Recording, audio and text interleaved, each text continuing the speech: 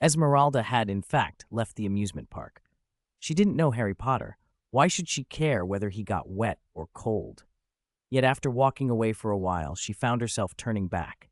Harry Potter would be going to Hogwarts. They were likely to see each other again. Leaving him alone in the rain felt unnecessarily cruel. Partly out of compassion for their matching emerald green eyes and the shared fact of being orphans, Esmeralda decided to take Harry home. Number 4, Privet Drive. It's not far, Harry said. She'd clearly walked off and then returned, something he hadn't expected at all. Esmeralda nodded. Of course she knew Privet Drive. Harry was just pointing out the way, but she did not immediately lead him home. First, she used a little charm to dry the sodden clothes clinging to his skin. Then she motioned for him to follow. Casting spells in front of him didn't bother her. The system could help mask the trace, so no one would detect she'd used magic here. The secret belonged only to heaven, earth, her, and Harry. As long as the boy who lived kept quiet, no third party would ever know. Steam rose from his clothes. The girl had simply waved a small wooden wand, and his soaked clothes were dry. His body was warm again. Harry pointed at the stick and, emboldened, asked, "What is that?" "Fairy wand," Esmeralda almost let slip, then stopped herself. She lied instead. "A wand. For tricks. Do you want to come or not? If you don't, I won't mind leaving you here." Harry quickly ducked under the invisible umbrella she produced. It kept the rain off him entirely. Everything about the girl fascinated him. He wished he had her talents. He also realized he still didn't know her name. "I'm Harry, Harry Potter. What about you?" Esmeralda's mouth itched to blurt out that she knew who he was and even knew his parents' names, but she held back. "Esmeralda Twister," she said truthfully. They left the amusement park and walked down a long, dim alley, the sort of place that would have been perfect for someone to shout, "This tree is mine. This road is mine." Harry asked, "Are you new to the neighborhood? I've never seen you before." Facing a walking encyclopedia of questions, Esmeralda began to regret coming back. She answered flatly, "I don't live here. I live in Ottery St. Catchpole. I'm here on business." "Don't ask what business," she snapped before he could pry. Even if he wanted to be inquisitive like a blue cat, he'd have to keep it in. Harry still had more questions. He had never seen magic like Esmeralda's, and he wanted to know how she did it, but her curt refusal shut him up. They turned from the alley onto Wisteria Road. Harry, unable to contain himself any longer, blurted, How do you do these things?" He expected her to be angry. Esmeralda paused, deciding how to answer. Should she say it was innate or learned? If she said it could be learned, would Harry press for where and whether he could learn it too? Finally, she said, "Only 1 in 10,000 people has the qualification to master this ability." She gave him a look that warned him to say no more, or she would leave him to get drenched. Harry fell silent, though his curiosity was far from satisfied. They arrived at number 4 and walked slowly up the garden path. A guest was still inside. Harry could see Uncle Vernon smiling happily through the window. Whatever visitor Uncle Vernon had entertained must have gone well. Harry did not go inside. He moved to a place out of sight, where he could also take shelter after Esmeralda left. "I live with my aunt's family," he offered. "I'm here. You should get home quick." It was obvious at a glance the Dursleys didn't treat him kindly, otherwise they wouldn't have turned him out because of guests, dressed him in rags, or left his glasses broken. Esmeralda muttered an incantation, waterproofing and damp-proofing, and the charm would keep him dry for a time. When it wore off, he would have to manage on his own. "What you saw today, these tricks, must be kept secret. Tell no one," she ordered, making a throat-slitting gesture. "Understood?" Harry nodded so hard his head bobbed. Even if he wanted to tell someone, who would believe him? It had all been too strange to be true. With Harry safely returned to Privet Drive, Esmeralda's errand was done. She planned to head back to the orphanage in time for dinner. As she turned to go, Harry's voice sounded small and hopeful. "Will we meet again?" Probably not, Esmeralda thought, not if they lived different lives, but she did not want to discourage him completely. "In the East there's a saying," she replied, not turning around. "If two people are destined, then even if they're 1,000 miles apart, they'll meet. If they're not, even sitting face to face, they won't recognize each other. I think there is some fate between us. We might meet again." Harry looked up, face lighting with hope. Was she saying they would meet? Could he ever become like her? But when he looked, Esmeralda's figure was gone from Privet Drive. Only her words remained in the air, followed by a loud snap like a gunshot. She had apparated away. Although she could successfully perform all the spells the system had recorded, her mastery still needed work. It was her first time apparating. She hadn't been injured or splinched, but she landed dozens of meters off from where she had intended. Fortunately, she had chosen an open area, sparing herself the humiliation of materializing in a tree. Umbrella in hand, Esmeralda walked back to the orphanage. At dinner, she could not stop replaying the day's events. She'd been mulling over Cecil's matter when a sudden downpour led to an unexpected meeting with Harry Potter. No wonder Professor McGonagall had stared for so long at a house on Privet Drive that day. Now Esmeralda knew that was where Harry lived. She felt a small regret. She had forgotten to get Harry Potter's autograph. It would have made a perfect birthday present for Ginny. Saturday was gray and heavy, the kind of day that made everything feel a little smaller, and Ada's short holiday was coming to an end. During these days in Little Whinging, she had done nothing serious, just wandered the town. Picking up the boy who lived at the amusement park had been a pure accident, not part of any plan. These idle days were Ada's way of taking a break. In Little Whinging, she was no witch, no title or responsibility, just herself, doing nothing and trying not to think too hard. If the twins hadn't sent modern black magic progress, she might have kept loafing for a while longer. Getting duped by an old man was no catastrophe. So far, the deception had shown no greater malice. Everyone at Hogwarts liked to tell a story, that no defense against the dark arts professor ever lasted more than a year. No one could say when that rumor started, but everyone believed it because no powerful teacher had ever successfully taken a second term. Some gave up after half a semester. With less than a month left in term, Ada would have to say goodbye to Cecil within weeks. Cecil wasn't a child like Fooley. He had faced down Dumbledore and knew what a formidable opponent the headmaster could be. After term ended, their paths would likely diverge. Ada back to the burrow with the Weasleys, Cecil may be returning to the countryside to continue his dark arts research if his body held up that long. Ada felt conflicted. Cecil was different from Fooley. He had deceived her, yes, but he'd also helped her studies enormously. Without him, she would never have gotten those forbidden books. That made the betrayal sting. She wanted, on impulse, to snap his pipe in two. If his condition weren't so fragile, she would have been tempted to lace his tobacco with something to make him spend a week in the lavatory. But was Cecil really dying? Could his weakness be an act? The potion had been prepared by Snape, and Ada had seen him drink it. It shouldn't be fake. When she first learned of his illness, she'd even felt sad. If that, too, was a lie, then the grudge would be engraved in stone. Once someone has deceived you, it's hard not to expect it again. Ada steadied herself, decided not to think about Cecil any further, and went to say goodbye to Miss Valent at the orphanage before leaving. Her belongings had been sent back the night before. The poor owl that had followed her back and forth between Scotland and England really had had bad luck. It looked thinner. Her appointment with Professor McGonagall was in the afternoon, so Ada went to the graveyard. It was the first time she'd been to Lady Mary's burial place since Monday. After today, she didn't know if she'd ever come again. With Ada's temper, she might offend some magical giant and be struck down. No one could predict the future. If you wanted a prophecy, you could ask Professor Trelawney, who apparently predicted a student's death every year, though when had she ever been right, Ada thought wryly. Ada wasn't sure how the British maintained graves. She had no personal experience.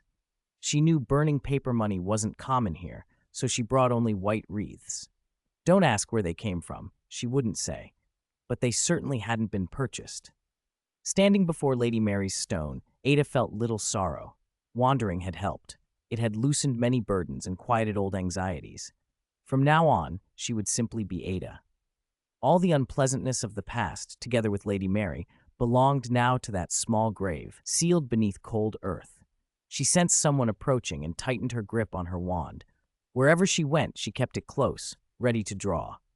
A hoarse voice, raw with too much smoke, said, It's good to keep your guard up, but you should learn to tell who's coming, friend or foe.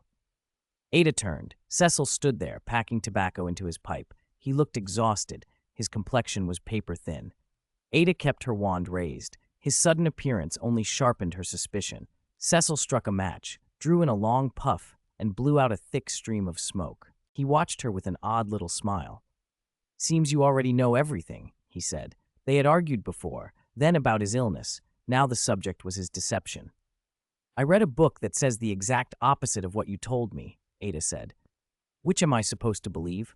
You or the anonymous volume titled Modern Black Magic Progress?" Cecil took another slow pull of his pipe. "As your professor, I'll give you another lesson," he said. "People are treacherous. If it's a person, you can't rely on them. Never trust anyone." "That's too bleak," Ada replied. "You live your life like a single autumn. If you can't even have one person to trust, one person to lean on, what's the point?" Cecil paid no heed to the wand in her hand. He walked to stand beside her at Lady Mary's grave and looked down at the stone. "You can trust people," he said, "but you must be ready to be betrayed. You believed me once and found out I'd misled you. What could you do about it?" He folded his hands around the pipe and continued, slow and precise. "If you want to trust and not be betrayed, you need power. Power like Dumbledore's, power like Voldemort's. Then you can give trust and retract it at will. No one is dangerous enough to betray you because they'll fear the cost." Ada felt a cold truth in that. The wizarding world rewarded strength. Weakness was the original sin. The loudest, most violent were often the most admired. If you were strong enough, you could burn and kill and still be dazzling. The powerless weren't worth the trouble. Betraying them carried no price. As she stood there mulling it over, the ring on her left hand pulsed with a clear light. The glow snapped her attention back. Her irritation at herself flared. She had probably fallen for his trick the first time, just as she'd been doing now. Twice fooled by the same man, she felt foolish. Cecil watched her change of expression. His plan hadn't worked, but he showed nothing like disappointment. He only smiled. 123. Familiar story as expected of the notorious dark wizard. He could alter other people's perceptions with frightening ease. If he wanted to, could Cecil force someone to change their will and make them take their own life? The way he twisted hearts was terrifying. He could get people to do terrible things without a sound. Ida had no idea how he did it. If it was magic, she didn't sense any magical fluctuations. It felt more like hypnosis or psychological suggestion, but neither of those could have worked with such stealth and effectiveness. Fortunately, she still had final glory. The ring's passive, unwavering loyalty had been designed precisely to counter this sort of manipulation. That brief, clear light had snapped Ada awake, keeping her from being duped by Cecil into, of all things, buying a wheelchair and having to thank him for it. She had already been affected by Cecil's methods twice, at least the 2 times she knew about. Who knew how many other times there had been? Ida, who normally had a short fuse, could not stand it any longer. She glared at Cecil with no attempt to hide her fury. Anyone with working eyes could see it. Her stare and the way her golden hair floated slightly announced her anger. People in a rage are capable of anything. Crimes of passion often outnumber the premeditated ones. Cecil had not expected Ida to turn hostile so suddenly. He knew why she was angry, and he knew that if he pushed her further or made any sudden move, she might really attack him. The smile slipped from his face. He took 2 steps back and spread his hands to show he had no weapon. "It was wrong of me to force you into agreeing with my viewpoint like that," he said. "But if you had given me no trust at all, this magic would not have worked." He had found the method in an ancient book. The spell required no magical power to trigger. It needed only trust. It was a kind of magic made for betrayal, for turning one's own people against them. By the Black Lake, Cecil had first posed as a professor to lay groundwork, then used a tragic story to win Ida's trust, and finally succeeded in casting the spell. Casting it came at a cost. The greater the harm inflicted, the greater the price. Today, forcing Ida to agree with him had taken little from him, but the casting by the Black Lake had already strained his body severely. "This is what trust is," Cecil said. "Even a professor who seemed very good to you can betray you when you aren't looking, or push you over an edge." He shrugged. That's why I say, never trust anyone unless you have the means to face betrayal. Perhaps I am naive, Ida replied, her voice steady, but I still believe there are people in this world I can trust unconditionally. The deeper you are in darkness, the more you must yearn for light, or the darkness will swallow you. Let me tell you another story I heard in Azkaban, Cecil said. I guarantee this one is true, but whether you believe it is your choice. He didn't wait to see if she would listen and began anyway. Once upon a time, there were 4 Gryffindor boys. They were incredibly close, closer than you and the Weasley twins, perhaps. I'll call the protagonist JJ and his 3 friends ate together, lived together, spent 7 years together. Even after graduation, they trusted one another completely. Their friendship could have lasted a lifetime, but it did not. A terrible dark wizard hunted Jay and wanted him dead. Jay and his 3 friends couldn't stand against him, so Jay hid. He protected his hiding place with the Fidelius charm, and one of his 3 friends was made the secret keeper. Cecil paused and looked at Ida. Is that kind of life-and-death friendship any better than your relationship with the Weasleys? Do you think Jay was safe because his friend would never betray him? The story sounded familiar, an abridged retelling missing details, but the ending was predictable. Jay's friend betrayed him, and he died. Even if Ida had never heard it before, she would know how it ended. Cecil kept insisting that trust was dangerous. If the story had a happy ending, he would be contradicting himself. Knowing how it ended, Ida answered plainly, Jay was betrayed. He died, and the friend who betrayed him was sent to Azkaban. That's right, he was betrayed by the one he trusted most and killed by a dark wizard. Cecil's voice softened. The only people you can slightly trust are your parents. Everyone else is unreliable, but I didn't mean to reopen old wounds. He had rambled because he wanted one thing clear.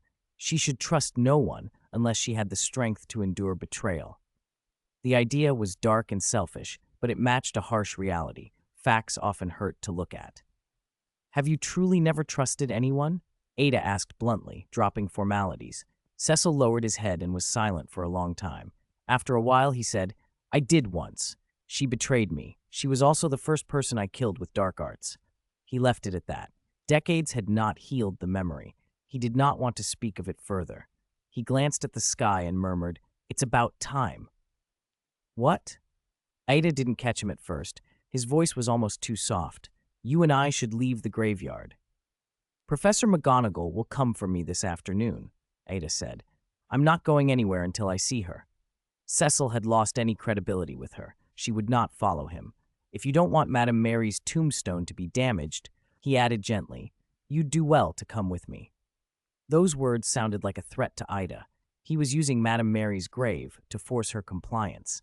She stepped forward, putting herself between Cecil and the tombstone, and raised her wand.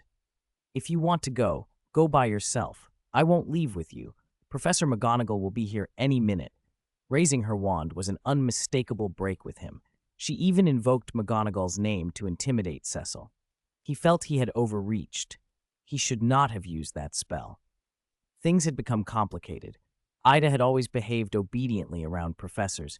That had made them underestimate her Gryffindor temper. Now he had no easy way to get her to leave with him, and he did not want to die in this graveyard. Perhaps, he thought darkly, it was too late to dig a grave for himself here. He didn't have long to worry over plans. While he hesitated, someone else acted on his behalf. 3 curses, charged with malicious intent, came hurtling toward them from 3 different directions. Thanks to Atomist for the tip. 124. Cecil directs and stars. After beating the trial dummy on normal difficulty, Ada had been practicing against upgraded dummies, powerful enough to rival Snape and Professor McGonagall. She hadn't achieved perfect situational awareness yet, but she could sense the spells almost the instant they left an enemy wand. When 3 curses came at her in quick succession, she blocked them all with a single flick. She kept one eye on Cecil standing before her to guard against a sneak attack, and the other scanning for whoever had struck. The worst kind of threat in a fight is one you cannot see, and there were at least 3 unseen enemies out there. I told you to come with me, but you didn't, Cecil muttered, drawing his wand, but not pointing it at her. He lowered his voice so only she could hear. Stay alert. Let's get out of here first.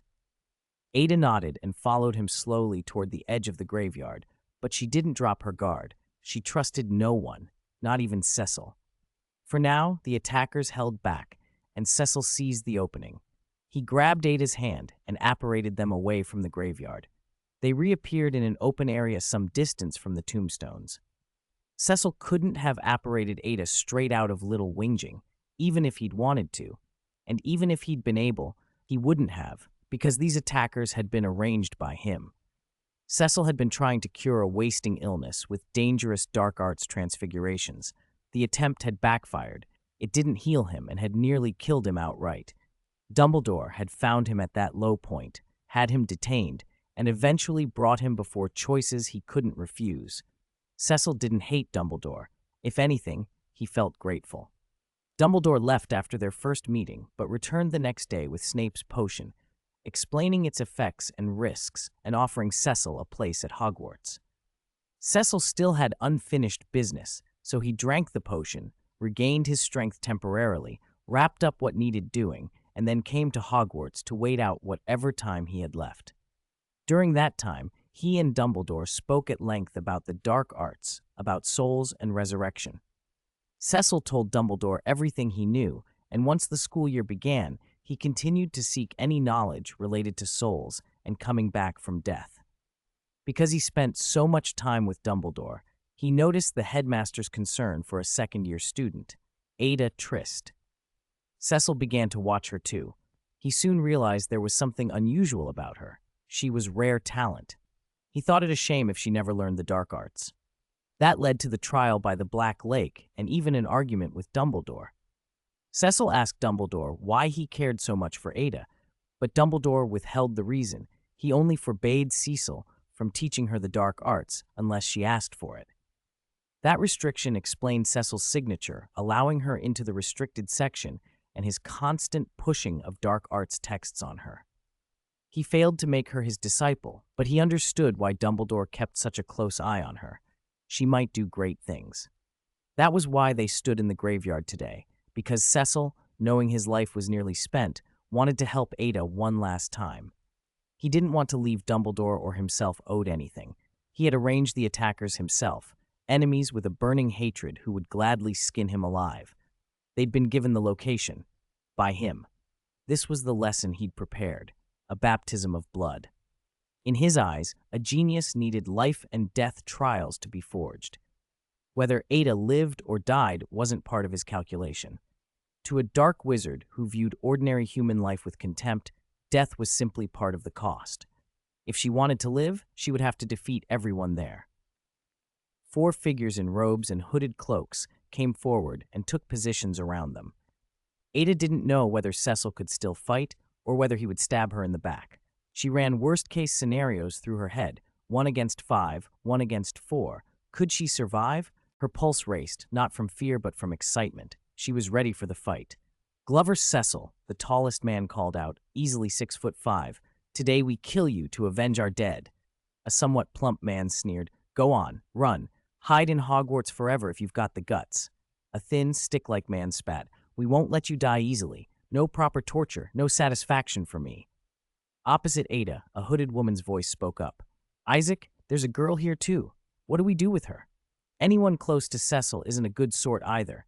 Kill her," the plump man answered, eager. Isaac, the leader, said calmly, "Kill her, Joan. Do it quickly. Don't let her suffer. She can only blame her luck." "Such a pretty little thing. What a pity," the thin man murmured.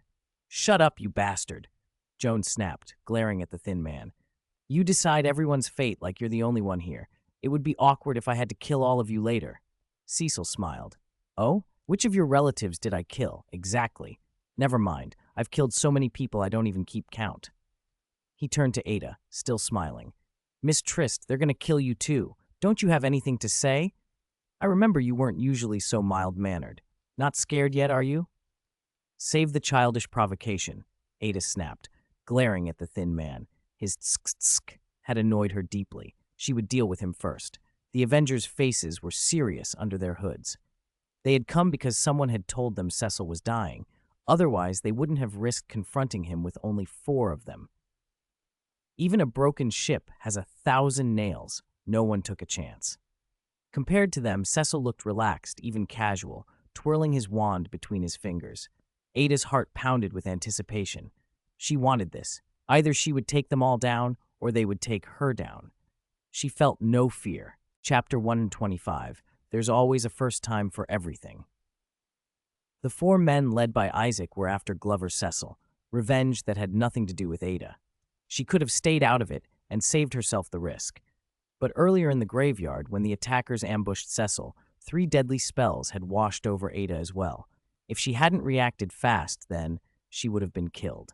And now Isaac had casually declared her dead with a flippant, tough luck. Who did he think he was? As if his words could decide her fate. No, even if she couldn't win, she would make them pay. Besides, the duel hadn't even properly started. Who would be lying on the ground by the end was still up in the air. Ada didn't try to get a head start. She was, for the moment, an outsider in this fight.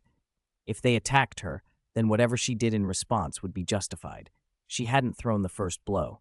Whatever followed, she would be in the right. Isaac, the leader, made the first move.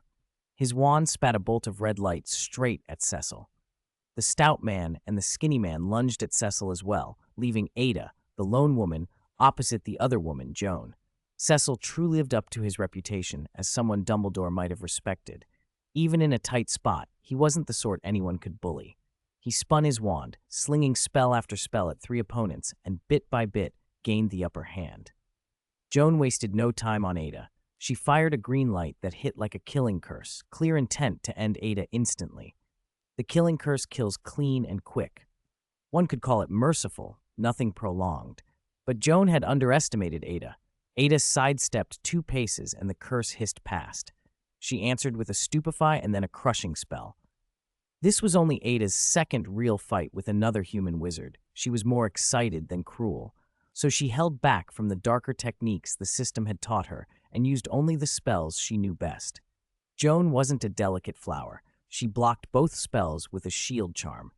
As Joan prepared to counter, she found Ada's magic rushing at her like a flood, so fast she had no time to reply. Cecil had created a ring of black flames, 2 people tall, around himself and the 3 men, a zone of no return. Outside that ring, it was Ada against Joan. Contrary to Isaac's expectations, Joan was being overwhelmed by Ada. She couldn't finish Ada off quickly, and therefore couldn't go help the others. Ada had enough skill to hold Joan at bay, but not to end her instantly. It wasn't that she lacked killing spells. Ada knew the killing curse like the next student, but she didn't want to tempt herself. Killing was not the same as slaughtering chickens. She didn't want to see herself get used to the thrill. A sharp blade in the hand breeds a hunger to cut. A wand was far more dangerous in that respect. Neither woman could see exactly what was happening inside the black flames. All they heard were the occasional impacts of colliding magic and muffled explosions. The lack of sound only made Ada more anxious. If Cecil couldn't hold out, Ada might find herself surrounded. She needed to deal with Joan quickly and then aid him. Joan was even more frantic. She couldn't put away a young girl who hadn't even graduated. Her face tightened as the black flames shrank from 2 people tall to a little over 1. Ada couldn't wait any longer. She gathered her magic and sent a torrent of fire racing from her wand. The flames coalesced into a giant male lion of living fire that tore toward Joan, scorching the earth and leaving black marks in its wake. Joan struggled to keep the blaze from engulfing her and almost missed the brilliant red light that flashed behind the lion. The fiery beast was dispersed the instant it struck, and the red bolt hit Joan square in the chest with brutal force. The impact sent her crashing backward, smashing a large rock to pieces behind her. When she hit the ground, she coughed up a spray of blood that stained her robes. She slumped, shallow breath ragged, consciousness slipping away. The last thing she heard was the scuff of hurried footsteps. Ada approached cautiously, fearing a last-ditch counterattack, but Joan lay utterly still, breathing but not getting up. She was obviously dying. Ada, just to be certain, crushed the wand that had fallen from Joan's limp hand. The black flames sputtered and died, revealing the 4 figures within. Glover Cecil stood there, face ashen, breathing hard. Blood crusted his nose and mouth, but it was an unnatural black. The stout man's left arm was gone entirely. His face was worse than Cecil's, sweat beading on his forehead. Isaac had taken blows too, though nothing that stopped him from moving or casting. The skinny man was the least damaged, just a few shallow cuts, nothing that affected tendon or bone, but he wore a strange, hungry smile. Each of them looked at Ada differently. Cecil, bland as ever about Ada's fate, laughed out loud and freely, paying no heed to the men with him. He didn't know what heights Ada might one day reach, but he had seen her first step today. The sight of it made his laugh easy. Isaac darted off to Joan and began wailing uncontrollably. The stout man bowed his head and tried to bind his wound. The skinny man kept staring at Ada with that same sickly, covetous smile, as if he had found a new toy. It made Ada's skin crawl. From the moment she had met Cecil that day, Ada had never seen him use a potion. Such a potion would drain a user's magic, leaving them exhausted and paving the way for death when they ran dry. Cecil had come to Little Whinging to find her, and now 4 Avengers had shown up for him. It dawned on Ada that he'd likely foreseen all of this. He hadn't taken the potion precisely so he could handle whoever came after him. And he had deliberately involved Ada. Otherwise, why choose this graveyard? Why come here in the first place? If this hadn't been Cecil's doing, Ada thought with a bitter curl of her lip, she would change her name.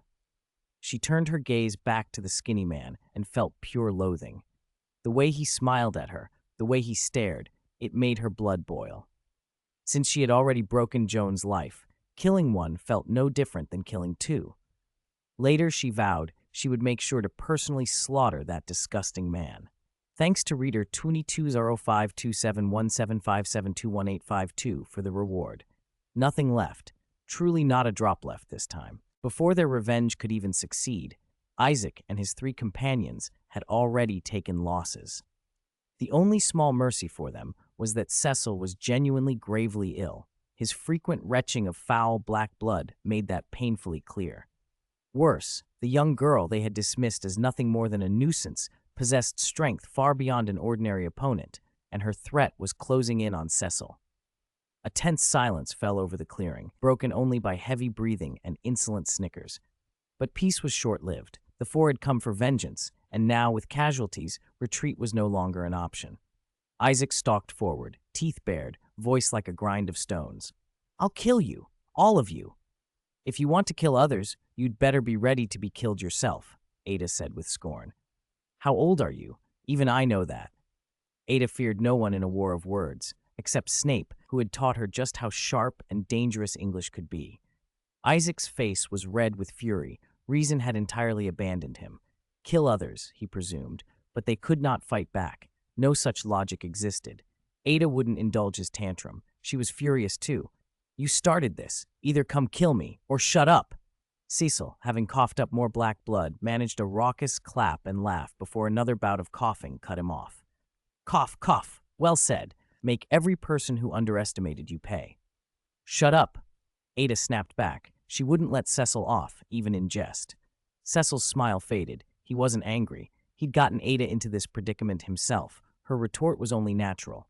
The silence broke with Isaac making the first move. Though he wanted to tear Ada apart, his prey remained Cecil. Once Cecil fell, Ada would be easy pickings.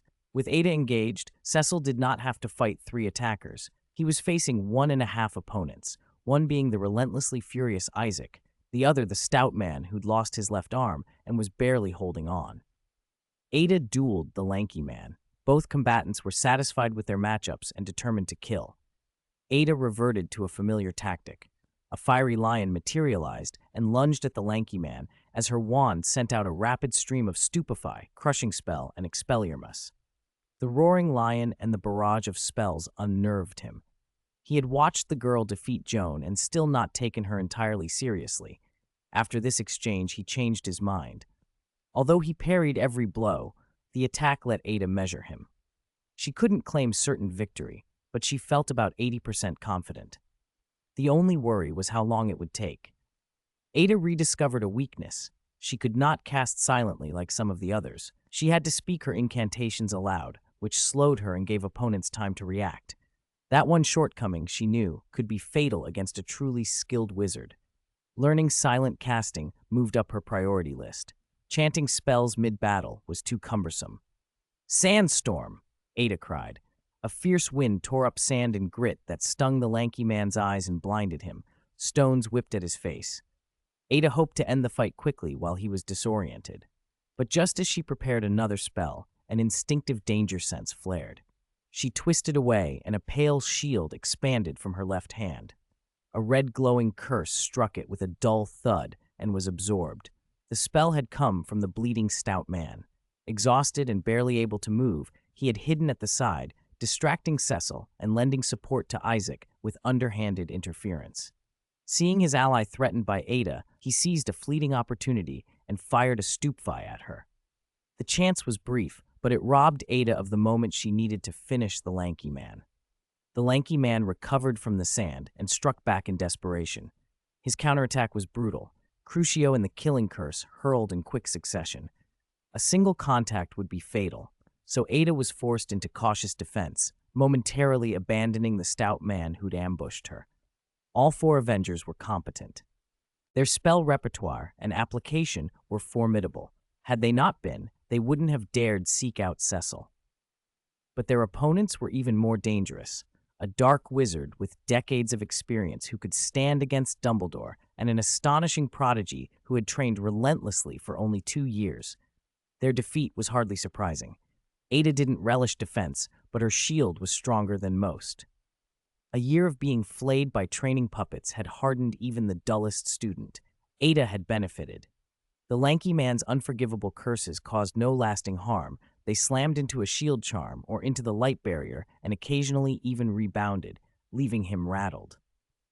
Though spells made sounds against the shield, Ada felt no impact. Invincible not only blocked magic, but dissipated the force.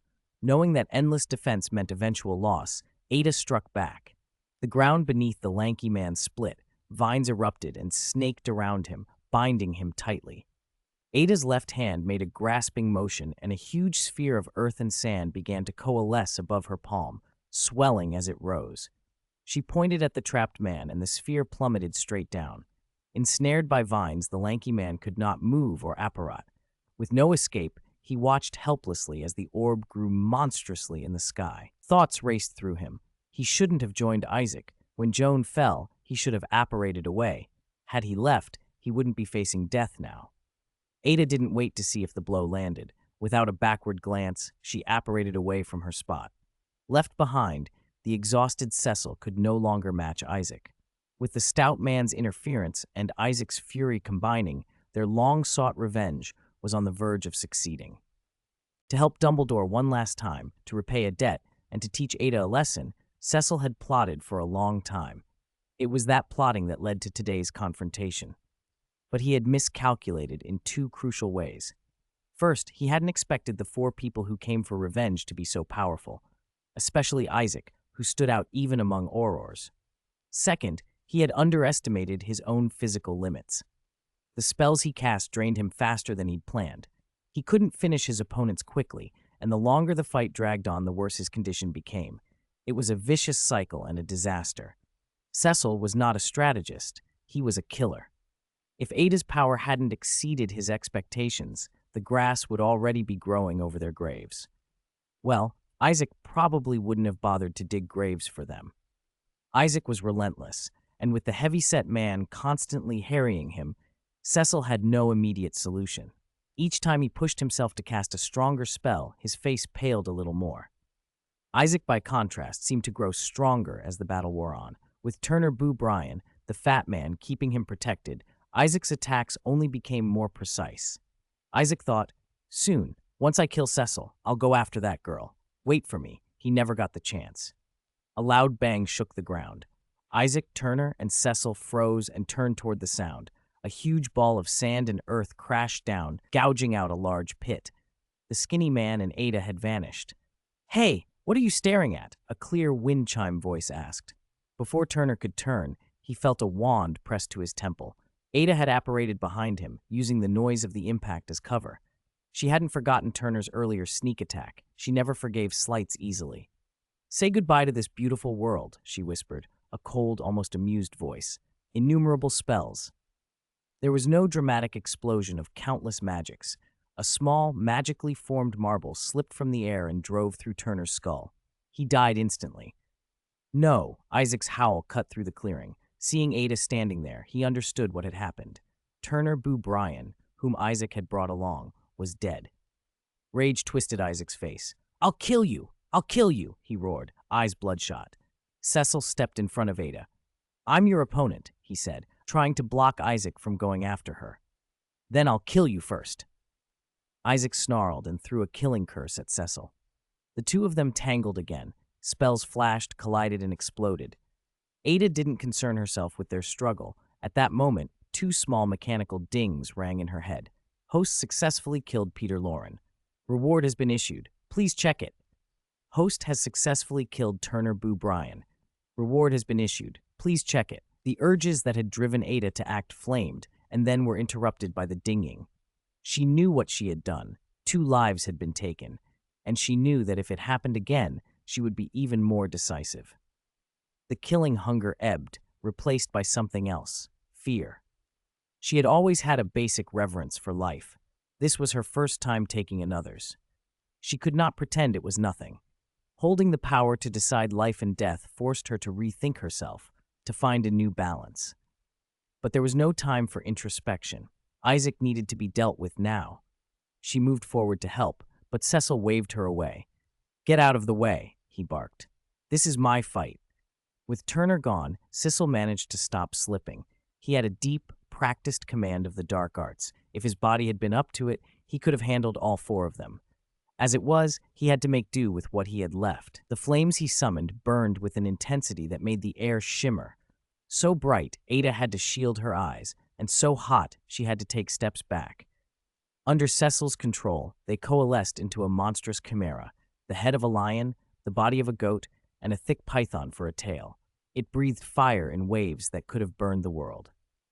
Fury and grief twisted Isaac into throwing killing curses with every spell, that sickly green death light pouring from his wand. His emotion lent terrible potency to the curses.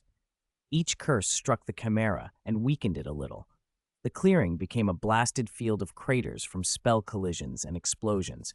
It was no longer simply a contest of skill, but a contest of wills. Who would hold on longest? Finally, the chimera's inferno consumed Isaac. He made no cry as the flames took him. In his mind, he had completed his mission. His final killing curse, however, found its mark on Cecil, who was still binding and directing the chimera. Because Cecil had stopped defending himself to focus on the creature, the curse hit him, and the out-of-control chimera swallowed him as well. Mutual destruction. The Avenger and the Architect fell together. They died differently. Isaac had avenged his grievance, but still left behind regret. Cecil died without resentment. In his twisted plan, his death had always been a possibility. He'd never stopped to consider whether Ada would accept the role he'd written for her. He had lived selfishly, obsessively, and dangerously.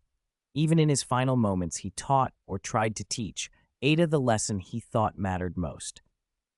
Cecil's eyes tracked Ada as he fell. Her feelings for him were tangled, gratitude for what he'd done to help her grow, and a growing hatred for his arrogance and manipulation. Being bloodied changes a person. Once the first life is taken, the second is easier. After today, something in Ada had shifted. Reverence for life had dimmed. In the wizarding world, that was neither wholly good nor wholly bad. Cecil's dying gaze was clear, even from a distance. Ada read it without difficulty. He was saying, plainly, "Class dismissed. Posted late, sorry. There might be another chapter tonight, but it will probably be late." Although Cecil had died under the killing curse, the chimera remained. Cecil's sudden death sent the creature out of control. The towering beast of flame seemed intent on incinerating everything around it, the air itself warping with heat. Old hatred in Ada's heart, long buried under other emotions, flickered back to life. A short 2-word phrase, the first word beginning with M and the second with F, slipped from her lips. How could she stop those burning flames? She wondered whether finite incantatum might work when a group of people in wizarding robes suddenly appeared in the clearing. Professor McGonagall was with them.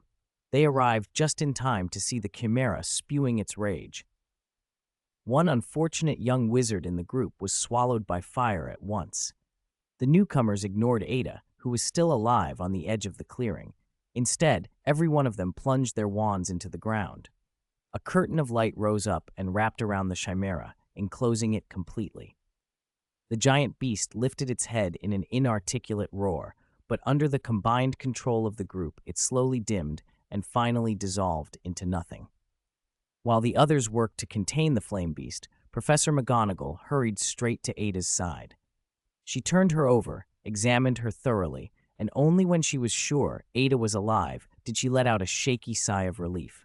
"You're all right," she murmured, relief and anger braided together. "Where's Cecil?"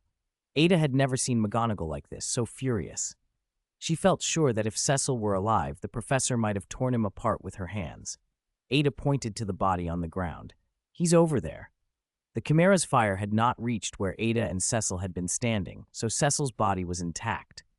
Isaac, by contrast, had been burned away to nothing. Only his name would remain. McGonagall's attention snapped back to Ada. "Are you hurt? Any pain anywhere?" she asked, concern plain in her voice. "I'm not badly hurt," Ada said. "Only my left arm. There's a tearing feeling, and it stings a bit." Ada hadn't noticed the discomfort until asked. The question made the pain real.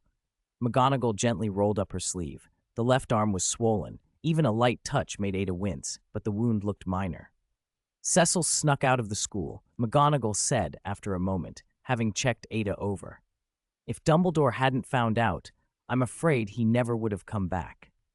Dumbledore had indeed alerted the Ministry, which was why the Aurors were here. Seeing the wreckage and the bodies, McGonagall had a grim suspicion she needed Ada to confirm. Ada did not hide what she had done. She told McGonagall everything exactly as it had happened. Starting at the Black Lake, she recounted each step up to the present, how she had killed Joan, Peter, and Turner Boo. Whether one called her naive or reckless, Ada had believed McGonagall would listen and understand. Cecil had always warned her to trust no one but herself, but Ada had wanted someone to trust, someone who could steady her and make her feel there was hope left. Now she placed that hope in McGonagall's hands, and in Fate's.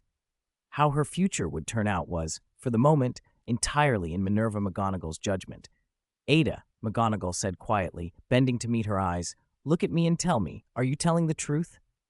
Ada met the older woman's gaze, emerald eyes steady. "Everything I said is true, not a single lie." McGonagall nodded, saying nothing more. She straightened and stood beside Ada, a calm expression masking the turmoil inside. She had long known Ada possessed great talent. She suspected the explosion 4 years ago might be connected to her. Still, she had not expected Ada to be this powerful. A second-year student capable of killing 3 adult wizards. If anyone had told McGonagall that, she would have called it a mad dream. Now the impossible had happened, and the girl had walked away. The Aurors finished securing the area and began to clear the scene. They gathered Turner Boo's body and Cecil's together. From a deep pit they pulled up Peter Lauren, the scrawny man, flattened beyond recognition. Isaac had left nothing but ash. A middle-aged Auror with a mustache approached McGonagall and Ada. "Professor McGonagall," he said, "we found the bodies of Cecil and 3 others, and a woman in critical condition. We've sent her to St. Mungo's." Ada's head swam. She had been certain Joan was dead. That certainty had sent her into the frenzy that followed, so to find out Joan had survived was disorienting. She replayed the sequence in her mind. She had meant to help Cecil and had not watched Joan take a final breath or deliver a finishing blow. Later, the system had prompted her when she killed the others, but there had been no prompt for Joan. Cecil had been battling Isaac at the time. Ada had not thought further. Now, faced with Joan's survival, she only had one question left. How had Joan lived through the injuries she'd sustained? "Mr. Hart," McGonagall said, addressing the Auror, "there were 4 who came for Cecil. There was a leader, Isaac, but he's been reduced to ashes." Hart called a young Auror over and sent him off with a few others to search for any sign of Isaac. Then he turned back to Ada, pointing at her. "Professor McGonagall, I must take Trist back to the Ministry for questioning." "Questioning?" McGonagall's voice rose. "Did I hear you correctly?" "You did," Hart said bluntly. "My department suspects Miss Trist of murdering 2 adult wizards. She has shown violent tendencies at school. I must take her in." "My student is a victim," McGonagall replied, voice steelier now. She will not be taken from me. She is injured. She needs St. Mungo's. If the Ministry wishes to question her, they can do so there, with either me or Professor Dumbledore present. Hart's tone turned brusque. I am a Ministry official. Step aside and do not interfere with my work. His wand was already in his hand. At Hart's words, McGonagall and Ada moved as one, both raising their wands, the older and the younger synchronized in stance and expression. The other Aurors, seeing 3 wands pointed at them, stepped forward. Several drew their own wands and aimed them as if prepared to make an immediate arrest. If you intended to take Ada because of today's events, or for any other reason, then let me be clear, McGonagall snapped at Hart. If not for the Ministry's delay, my student would not have had to endure any of this. Today, no one takes my student away. She didn't wait for Hart's reply. Turning to Ada, she said, softer now but firm, you told me you personally killed 2 dark wizards. I doubt you're exaggerating, but you'll have to prove it to me later. Professor McGonagall had her wand out and looked ready to fight, but she knew the Aurors from the Ministry wouldn't actually press the attack. It wasn't only that McGonagall was powerful, she was the deputy headmistress of Hogwarts, and her words carried the weight of the school and of Dumbledore. Under no circumstances could they simply drag Esmeralda off to the Ministry for questioning. McGonagall had to put on a show of unyielding resolve so Hart would back down instead of taking his grievance with Esmeralda personally. Esmeralda, wand in hand, understood the situation too. Both sides looked ready to fight, but neither truly wanted a duel. It was only a question of who had the confidence to hold out. McGonagall had that confidence. She was not only the deputy, but one of Dumbledore's most trusted allies. Her stance could be read as Dumbledore's stance. If she hadn't felt sure, she would have spirited Esmeralda away at once instead of standing her ground. Hart, experienced as he might be, was merely an Auror. He wasn't head of the department, and only 5 or 6 of the officers present backed him. He did not speak for the Ministry. In terms of rank, influence, and public weight, he was outmatched. Whatever crime he claimed Esmeralda had committed, the most plausible being underage magic outside school, would normally result only in a warning letter, not an interrogation at the Ministry. Hart's insistence felt like an excuse to get her into his hands. Hart fumed. Being backed into a corner by McGonagall was not what he had expected. He hadn't foreseen her defending a second-year student so forcefully. With no intelligence in hand and McGonagall blocking him, he could neither advance nor retreat. Advancing would make an enemy of McGonagall and Dumbledore, consequences a run-of-the-mill Auror could not afford. Retreating would leave him unable to satisfy his friend's demand for retribution. Seeing Esmeralda smile made him imagine she was mocking him. It only stoked his anger more. He had misread her. Esmeralda's smile was relief. She was grateful that McGonagall believed her. It had nothing to do with the Ministry or Hart. Hart, however, began to make threats louder than he had any right to. Very well, very well. A Hogwarts professor obstructing an Auror in the execution of official duties. I will be reporting this to Minister Fudge, he snapped. McGonagall did not rise to the bait. Calmly she replied, I will also be telling Dumbledore. He can discuss with the minister whether Esmeralda Twister's crime warrants the Ministry's involvement. Then, in a measured voice, she added, if the Ministry wishes to question Esmeralda about what happened today, they may, provided I or Dumbledore are present. That condition made the point. Hart was not here for proper questioning. He wanted to bully and, if possible, force a confession. He could not accept McGonagall or Dumbledore being present. Defeated, he lowered his wand. The Aurors who had supported him followed suit. Everyone else let out a breath they had been holding. No one wanted the wrath of Dumbledore or a quarrel with the minister. With the immediate danger averted, McGonagall kept her words to a minimum. She didn't gloat. She simply took Esmeralda's arm and apparated them both away from Little Winging. Esmeralda, having apparated before, found the movement less jarring than the first time. They reappeared on a quiet London street, where passing muggles didn't notice 2 witches had suddenly materialized. Professor, where are we? Esmeralda asked, rubbing her left arm. London, McGonagall said. I'm taking you to St. Mungo's for a checkup. It will put minds at ease. She fell into a slower pace to match Esmeralda's. They walked down a broad shopping street, window after window of busy stores, until they stopped before an old red brick department store. The faded sign read Tao Tao Co. Limited. The place looked run down and deserted. Its display windows contained a few broken mannequins with crooked wigs and badly draped clothes that seemed 10 years out of fashion. A dust-covered sign on the door announced, "Closed for renovation." "Professor, earlier in Little Winging you hinted Hart had other reasons for wanting to take me. May I know what they were?" Esmeralda asked. Hart was already on her blacklist. She wanted to understand who she was up against. McGonagall paused in front of the window, studying a cracked mannequin before she said, "I shouldn't be telling you this, but if I don't, you'll wander into trouble again this summer.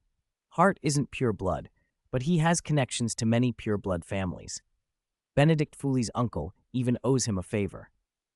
Esmeralda's face tightened with understanding. The magical world could not be navigated by force alone. It required social maneuvering as well. The Foley family, the text of their grievance had always been kept quiet, would not openly make life miserable for a young girl like her. That would be unbecoming. But they had allies and flatterers. How many men like Hart, eager to anticipate a powerful family's wishes, lurked in the ministry? "The ministry is rotten in places," McGonagall murmured, then leaned toward the mannequin and said, almost conversationally, "We're here for a consultation." To Esmeralda's surprise, the mannequin nodded slightly and beckoned with its clasped hands.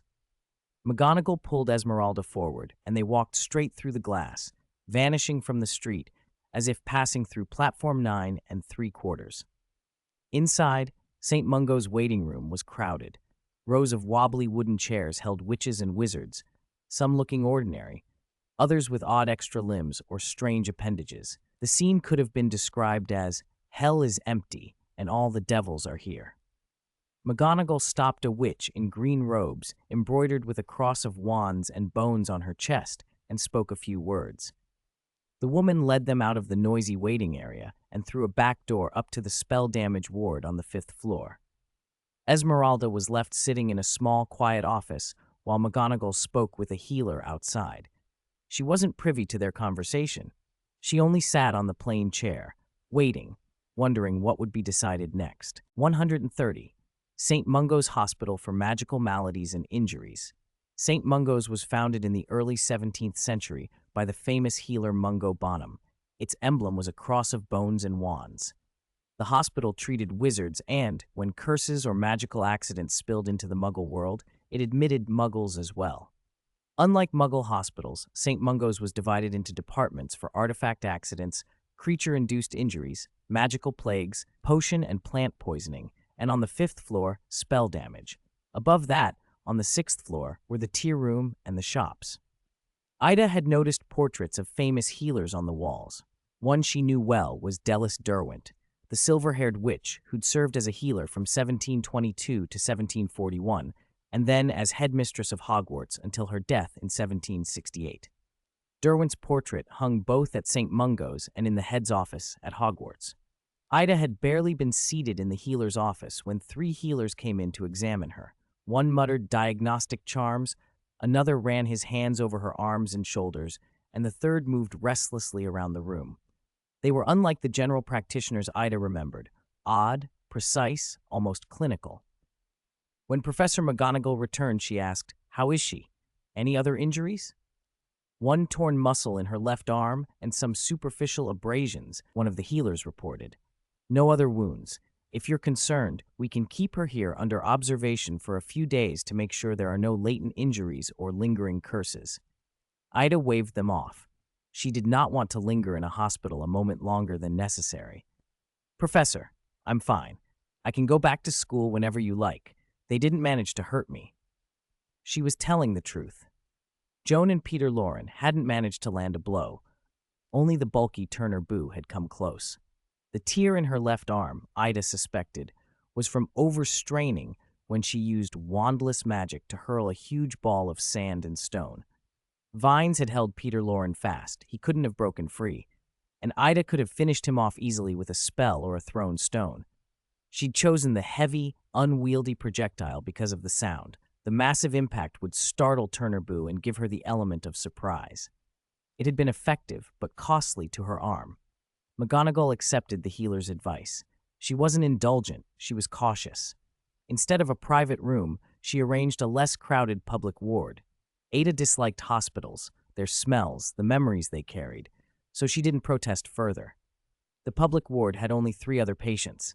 The bed next to Ida's held a young woman who lay unconscious, likely struck by a powerful spell. Another bed was curtained off so completely it was impossible to tell who lay there. The last patient seemed otherwise well, but couldn't stop hiccuping. Every hiccup expelled a string of bright, mischievous bubbles that floated up and filled the ward until the nurses finally had to chase them away. After changing into a hospital gown, McGonagall took the still stiff Ada down the corridor. They passed Hart, an auror or official of some sort, speaking quietly with a cluster of others. When he saw McGonagall and Ida, tension snapped across their faces, as if they feared the 2 women might burst into the ward behind them. Joan was probably the patient being guarded there, McGonagall thought. The aurors must be keeping watch to prevent escape or interference, and perhaps to keep Ida away too.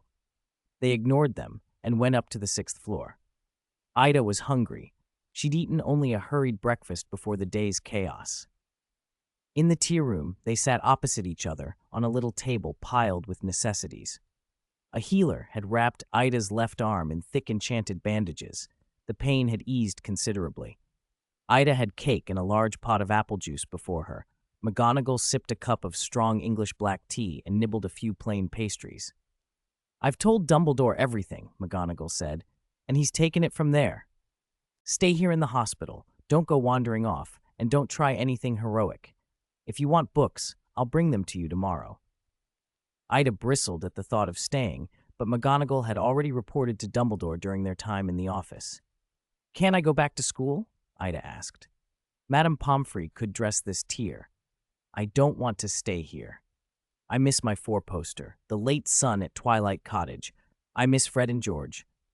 The twins would have had the usual, teasing complaints about her being the one to fall into trouble.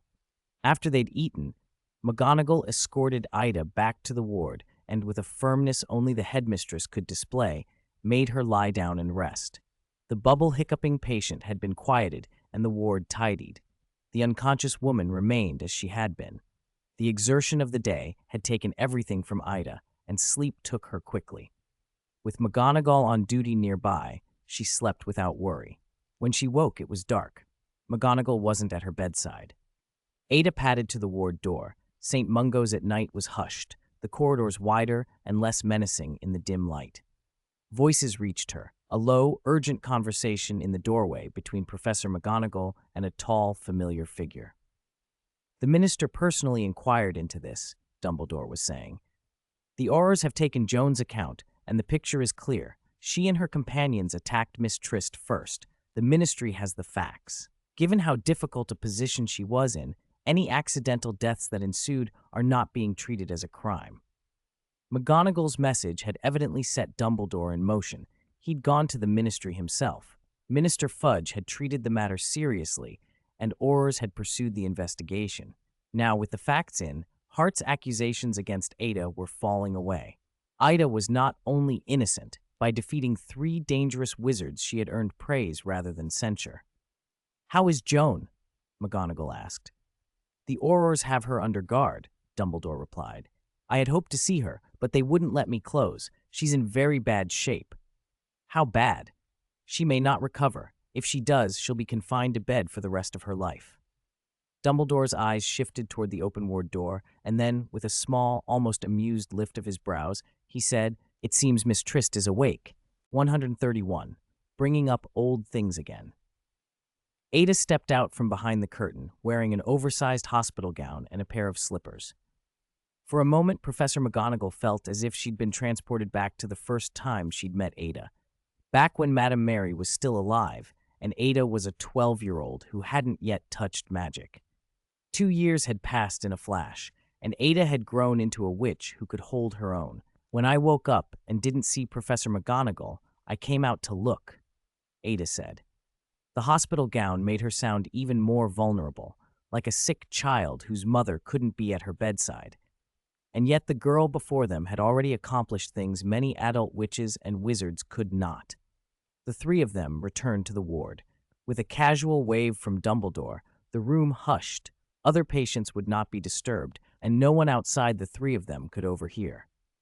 "Ada, tell me in detail what happened, especially your fight with them," Dumbledore asked, conjuring a chair. He also produced some snacks McGonagall had bought while he spoke. Ada sat on the bed, and after a pause to gather herself, recounted the day's events. Dumbledore asked questions as she went, how she felt about Cecil, why she made certain choices in the fight, probing gently but thoroughly.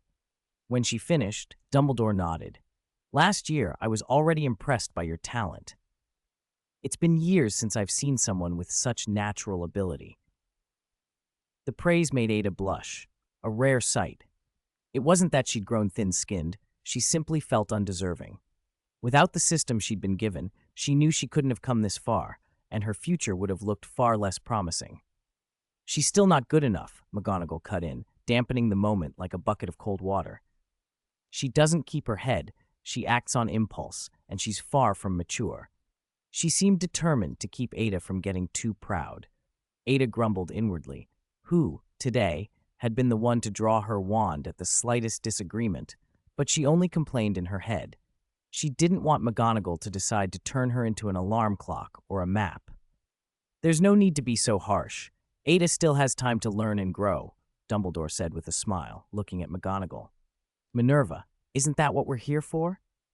And, following last year, I want to apologize to Ada once more," he continued. "Glover was a teacher I hired against my better judgment. When I brought him in, I should have considered his biases. This afternoon's events could have been avoided." Dumbledore glanced at Ada. "I remember when the school reopened. Many parents protested your decision, Minerva, but you insisted on keeping Professor Sissel." Ada had never understood why a former dark wizard was allowed to teach. Dumbledore went on without waiting for her reply. "Do you remember what Fooley said last year?" he asked. "He's looking for something that could bring Lord Voldemort back. For the past year, I've been gathering information about this object, and Glover is the man I found to help." None of them wanted Lord Voldemort to rise again. Letting such a madman rule the world would bring only destruction. "Have you found it?"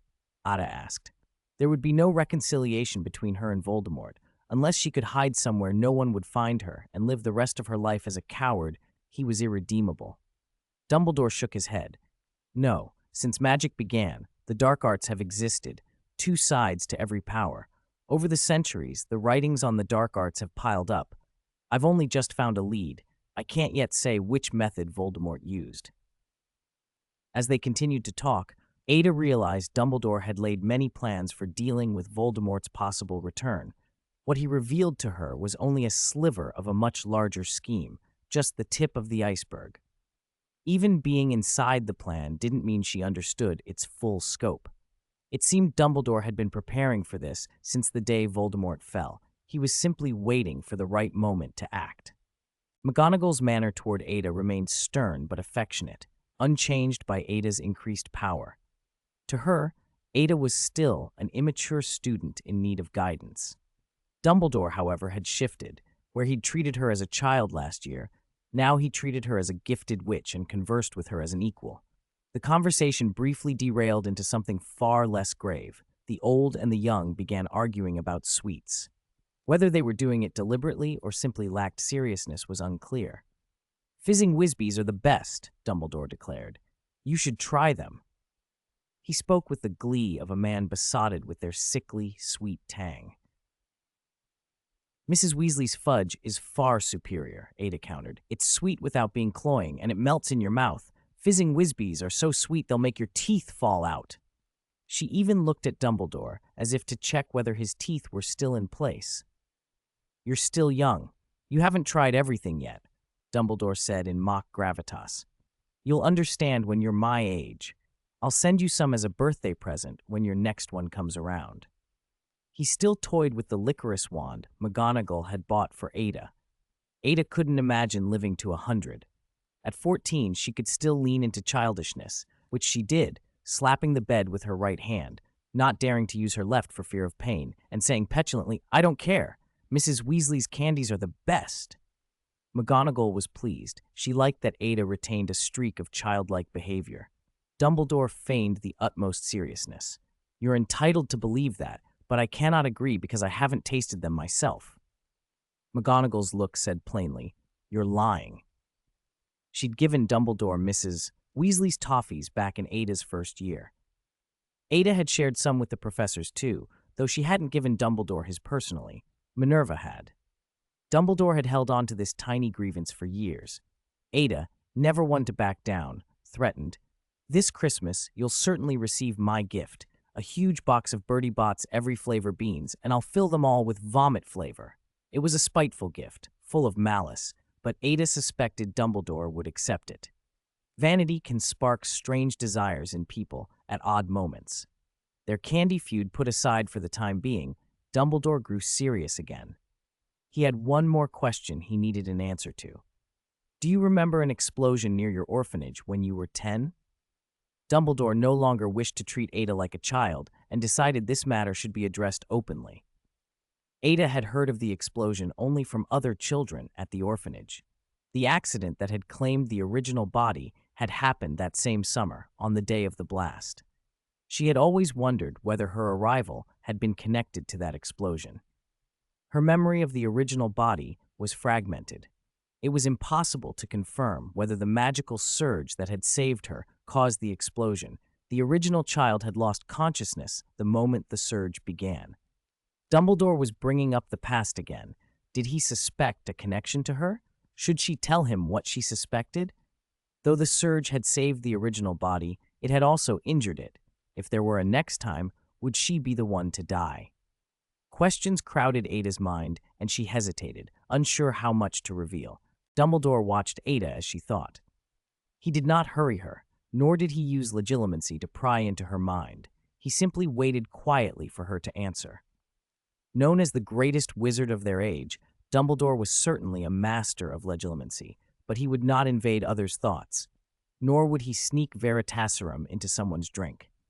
He considered such tactics beneath him. He trusted his own powers of observation. That knack for seeing through people came from his extraordinary intelligence and from a lifetime of practice. Professor McGonagall knew it too. 2 years earlier, Dumbledore had privately shared his suspicions with her, and in the time since he had done his own investigations. Ada's account fit what he had found. He was not surprised by her missing memories. "I've heard about the explosion," Ada said at last, "but I don't remember it myself." She had made up her mind. The day of the explosion was the same day I had an accident. There was a magical outburst that saved me, and afterward I lost my memory of what happened. Ada tried to be as truthful as she could. She was still afraid of whatever power might be inside her, and did not want to vanish without a trace one day. Since Dumbledore had asked, she supposed he had theories of his own. Trust had to be mutual. She needed his protection and his trust, so she had to keep trust intact. Better to speak now and leave a good impression than risk being discovered later. There were things she would never say, how she had come to this world, the existence of a system she possessed. Those she would carry to the grave. Ordinary people were blameless. Those with treasures attracted questions and experiments. She would not be studied by madmen. "I remember Mrs. Mary saying that your temper mellowed a lot when you were 10, McGonagall said, recalling her conversation with the matron. "Was that after the accident?" "Yes," Ada answered. "It was like I grew up overnight. People change after something happens to them." She was careful about what she could say. The accident itself was known to many of the other children at the orphanage. She could speak of that. She could not speak of the other things. "So you think the explosion might have been caused by an uncontrolled magical outburst from you?" McGonagall asked hesitantly. The Ada she knew had not been malicious. She'd been in danger. McGonagall inclined to call it an accident. Dumbledore nodded. "I think so. Ada faced a life-threatening danger, and, at the critical moment, her magic flared to protect her. The energy was far too great. She lost consciousness, and the uncontrolled surge caused the explosion. That's why she has no memory of it. She simply doesn't have one." Those words, loss of consciousness, loss of control, weighed on Ada. They meant danger could be lurking in her life. If Dumbledore was right, even if the event was years ago, she felt like an executioner with blood on her hands. "Then won't people around me be in danger?" she asked, voice small. That was her greatest fear, that she might hurt those close to her. "Do not worry," McGonagall said, patting Ada's right hand. "This happens with young witches and wizards before they receive formal instruction. It's just that they don't usually blow up half a street." She smiled wryly. "If danger always stuck to you, the Forbidden Forest would have been destroyed already." She was thinking of the first-year episode when Fooley took Ada into the Forbidden Forest. Ada had been in mortal danger then, too. If Dumbledore and McGonagall had not arrived in time, she might have died at 13. "It's only a theory," Dumbledore added. "A magic outburst in a child rarely has that much force." He set down the chocolate frog he had offered and walked to the window, turning his back to them. "There's another possibility I considered, an obscurus." An obscurus, he explained, was a dark parasitic force that could form in young witches and wizards. It arose under specific conditions, traumatic experiences linked to magic, self-hatred, or a conscious suppression of one's powers, and a lack of guidance. In ancient times, when wizards were less hidden, obscurials were more common. With secrecy and better care, they became rare. Ada's childhood, abandoned, forced to suppress her magic, matched the conditions for one to form. "That's impossible," McGonagall interrupted. "Ada is already 14. Her talent is strong, but the way she uses magic isn't like an obscurial's. Obscurials almost never lived past 10. Only a child with extraordinary talent might survive longer, and even then, it was rare." Dumbledore stood looking up at the dark sky beyond the window and said softly, "I've never felt that evil power on her." There was a melancholy in his voice, as though recalling an old acquaintance. He kept gazing out, and neither McGonagall nor Ada spoke. Giving him space seemed the most fitting way to comfort him. Despite Dumbledore's inconclusive guesses, Ada felt a flicker of relief. Perhaps her original self had indeed been an obscurus and died young. If that were so, the parasitic force would have dissipated with her. It was speculative, but what mattered to Ada was that she believed she no longer harbored an uncontrollable power. The fear that she might hurt others eased. After a long look out the window, Dumbledore turned back. "We're getting closer to the truth, even if it's not fully clear yet.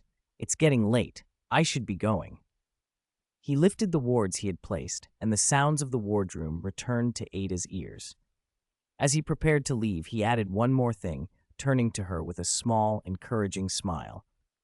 "If the opportunity arises, I would like to take you to meet an old friend of mine." 133. A day at St. Mungo's. Professor McGonagall had not left with Dumbledore. She stayed behind to look after Esmeralda. She was still uneasy about those ill-intentioned Aurors and worried that if she weren't there, Esmeralda might be caught off guard. Her fears proved unnecessary. The Aurors never came, and Esmeralda had fallen asleep early under the effects of a calming draught. The calming draught's purpose was simple: to soothe frayed nerves so those who had been frightened, traumatized, or in the midst of a breakdown could regain their composure. The healers believed Esmeralda had experienced something deeply distressing and might develop anxiety, insomnia, or vivid dreams. To settle her, they had given her the potion before bed. Though the hospital bed was uncomfortable, Esmeralda slept well that night, helped by the draught and by Professor McGonagall's presence. There were none of the delirious ramblings the healers had feared, nor any nightmares. She slept straight through until morning. It was a little past 8 on Sunday, the time when Esmeralda would usually be sitting in the Great Hall, but after a dreamless night she had only just woken. She stretched with her eyes closed, and when she opened them, saw Professor McGonagall sitting at her bedside. The sunlight through the window was gentle. Another beautiful day. McGonagall was reading the Daily Prophet, which carried a short piece on yesterday's wizarding battle in Little Wingjing. Apart from naming a few of the dead, the paper revealed little and, of course, did not mention Esmeralda. She had had the chance to appear in the Daily Prophet twice and missed both opportunities. She wondered if she was of any consequence at all. Perhaps connected, but destined not to be, was a better way of putting it. They had a simple breakfast. Esmeralda still disliked dry bread. She would have preferred porridge and, more than anything, wanted to return to Hogwarts. She kept the porridge thought to herself, not daring to tell McGonagall for fear of a sharp retort.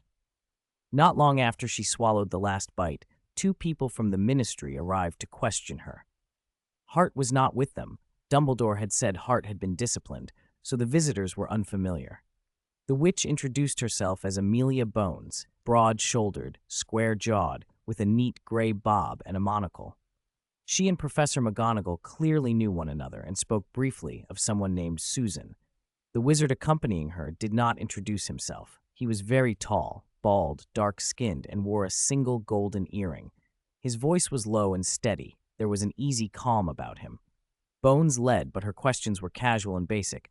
She seemed to understand the situation at once and wrapped up the interview almost as quickly as it had begun. The whole thing took half an hour. Esmeralda left feeling that Bones hardly needed anything from her. Her presence was more a formality than an interrogation. The outcome was good. The little whinging affair was closed, and Esmeralda was not to be sent to Azkaban for further study. She could return to Hogwarts and resume her lessons whenever Professor McGonagall agreed. After the brief questioning, a healer came for a checkup and to change her bandages. Professor McGonagall went out to see the Ministry visitors off. Esmeralda emerged from the treatment room with fresh bandages just as McGonagall returned. She was talking to a rather imposing witch who stood outside a patient room. The witch looked very old. She wore a long green robe, carried a large red handbag, and her pointed hat was ornamented with a stuffed vulture, an accessory Esmeralda could not imagine ever liking. "Come here, Esmeralda," Professor McGonagall called. "Esmeralda, this is Augusta Longbottom."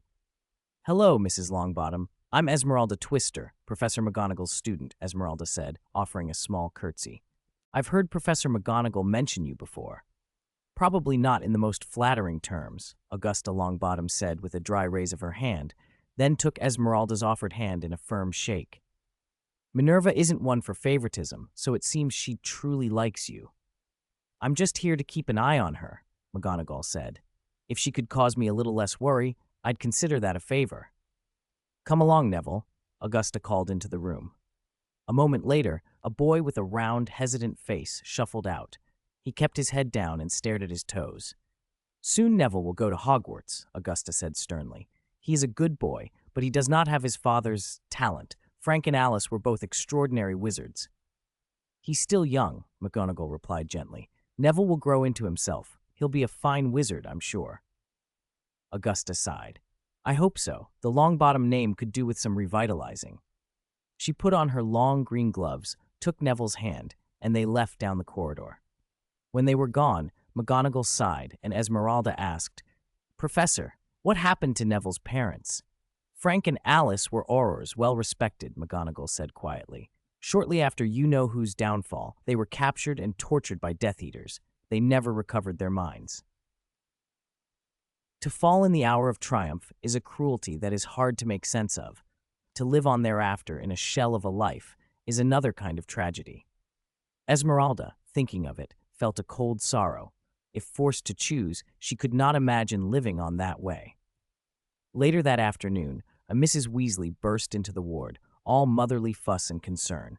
She examined Esmeralda with as much brisk thoroughness as McGonagall herself had shown the day before, poking and prodding as if following the same checklist. She had 2 children trailing behind her, Ron and Ginny, who, perhaps intimidated by McGonagall's presence, sat quietly at the foot of the bed and barely spoke.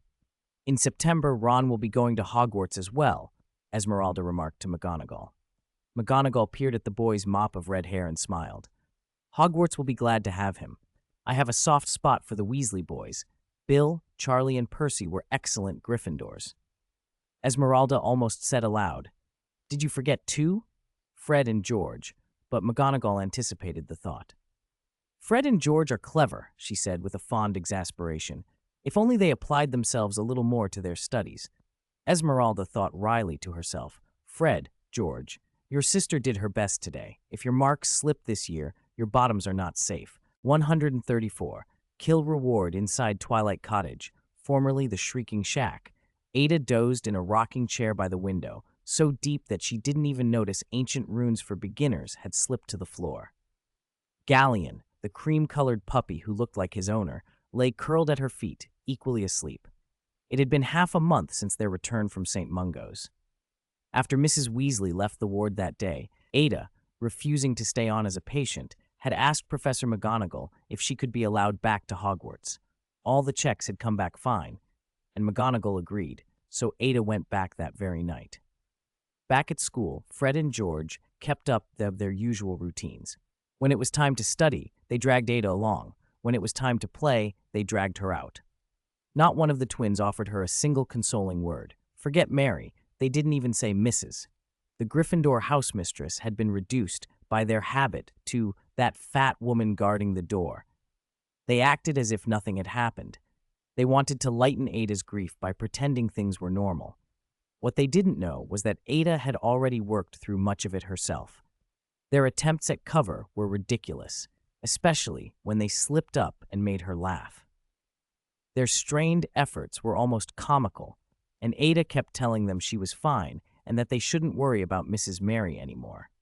In truth, their return to normalcy took a lot of the drama out of the situation. Ada even found herself wishing she'd waited another 2 days to tell them. Her tongue had grown too quick from chanting spells. Defense against the dark arts had been canceled again. Students were used to it by now. It was rare for that course to run uninterrupted for a full year. Everyone knew where Cecil had gone. The Daily Prophet's follow-ups had made it clear. Dumbledore had asked Ada if she wanted to attend Professor Glover Cecil's funeral, but she refused. She didn't know how to face it. The funeral had been quiet. In fact, it barely counted as one. Only Dumbledore attended, and he handled all the arrangements. Perhaps, when she was ready, Ada would visit the grave, lay a wreath, and say a few words to Cecil. After a few indulgent days of leisure, June exams arrived. McGonagall granted Ada special permission to skip her exams, an indulgence that made the twins' eyes go green with envy. Still, Ada chose to sit the finals. She wanted everyone in her year to know. As long as she was around, they were all competing for second place. Especially Cedric. If he hadn't beaten Gryffindor that year, McGonagall might have been lifting the Quidditch Cup. Ada also claimed the system's kill rewards, 3 in total. Joan had ultimately managed to catch up with her companions, far better than being confined to a bed for life. The 3 rewards translated into spell amplification opportunities, upgrades that could increase a spell's power or reduce its casting difficulty. But the system picked the spells at random. That cursed randomness reared its head again. The first upgrade went to the Flame Charm. Its maximum temperature and range were significantly increased. What had been a matchstick-sized spark was now a torch. It was a pity she couldn't create duplicates. A 5-fireball divine sect would have made her almost untouchable. The second amplification fell on the Torture Curse, the very hex she'd used on Flint. The curse now carried an electric shock effect, crackling like lightning. Ada had effectively mastered the 5 lightning whips. Very useful, very powerful. The last upgrade landed on a spell she'd often read about but never used, the Killing Curse. It was profoundly evil. To use it on another wizard meant a one-way ticket to Azkaban and a life served by Dementors. Ada had never cast it, so she wasn't sure what the amplification had done. The Killing Curse couldn't be blocked or reversed. Touch it and die, meet it and perish. How could it be strengthened? Made area of effect, reaping many lives at once. That would turn it into a weapon of mass destruction. Aside from the Flame Charm, Ada was dissatisfied with the other 2 upgrades. The opportunities were spent, though, so she had to swallow it. If she'd been mad, she could have kept grinding until the upgrade satisfied her. But she wasn't that person. She couldn't bring herself to do such things. A door opened in the cottage, and the sound brought Ada out of her nap. She picked up the book from the floor and set it on the small table beside her. Galleon lifted his head and barked at the doorway, as if challenging any fool who dared disturb his sleep. Fred and George strolled in and flopped onto the soft sofa. The moment they were inside, Galleon forgot his earlier indignation and raced over, wagging his tail as if he'd never barked. "The final exam results are out," Fred announced. "You're first in your year again. You even got an outstanding in herbology. Cedric's behind you. Brilliant." Being first in the year, nothing to fuss about, Ada said. The result had been expected. She was far more interested in the twins' marks. How about the two of you? Can your butts be saved? They're saved, George cried. Our scores are about the same as last year. Mum has no reason to punish us. He slapped the sofa with satisfaction. While Ada had been away, the twins hadn't slacked off. They'd actually buckled down. They never paid attention in class, so they'd had to cram at the last minute, and that effort had kept them from disaster. At least half their butts were saved. Don't celebrate too soon, Ada said, tidying the sleep-mussed hair out of her face. I think only half of your butts are saved. Ada smoothed their hopes with a little warning. Mrs. Weasley went to St. Mungo's to see me, and Professor McGonagall happened to be there too. What do you think McGonagall told Mrs. Weasley? That question hit them like a thunderbolt, worse than losing the Quidditch cup. The two of them dropped to either side of her rocking chair and propped their feet on the rungs, pleading with all the theatrical flair they had. Ada, for Dad's sake, help your brothers. Mum likes you best. Please help. Think of a way. We promise to listen to everything you say this summer, George added, earnest and drawn up as if he could be reformed by promise alone. Mrs. Weasley's threats were more terrifying to them than any punishment. The endless nagging was the worst of it. I'm not teasing, Ada said softly. McGonagall didn't say anything alarming, and Mrs. Weasley looked fine. If she'd been truly angry, you'd have had a howler by now. Would she have let you off like this? But don't be as restless this summer as you were last year, Ada warned. If you carry on like before, that other half of your butt might not be saved. She was soft-hearted. She couldn't stomach real harm, and the twins' wails bouncing through the little burrow would not have been pleasant. Reasonable talk calmed them. Not getting a howler meant things weren't as bad as they'd imagined, and their butts could still likely be saved. They abandoned their mock performances and sank back into the sofa, crossing their legs in theatrical relief, already planning how to burn the bridge behind them. Aren't you two going to keep up the act? Ada asked, sitting up straighter. No more acting, George said lazily. We're exhausted from it when you first came back. Today's a rest day. No more acting means we'll be sincere for once, Fred added, looking at Ada. Not like some people who only think about taking advantage and maximizing their own benefits. He wasn't talking about Galleon. There were only 4 living beings in the room, so the implication hung in the air. Ada tilted her head and asked, Do you like the phrase kicking someone when they're down? There should be more tonight. No one likes to be kicked when they're down. People prefer to see help offered at a low moment, and Fred and George were no different. Ada, with her sharp tongue, loved stoking a fire.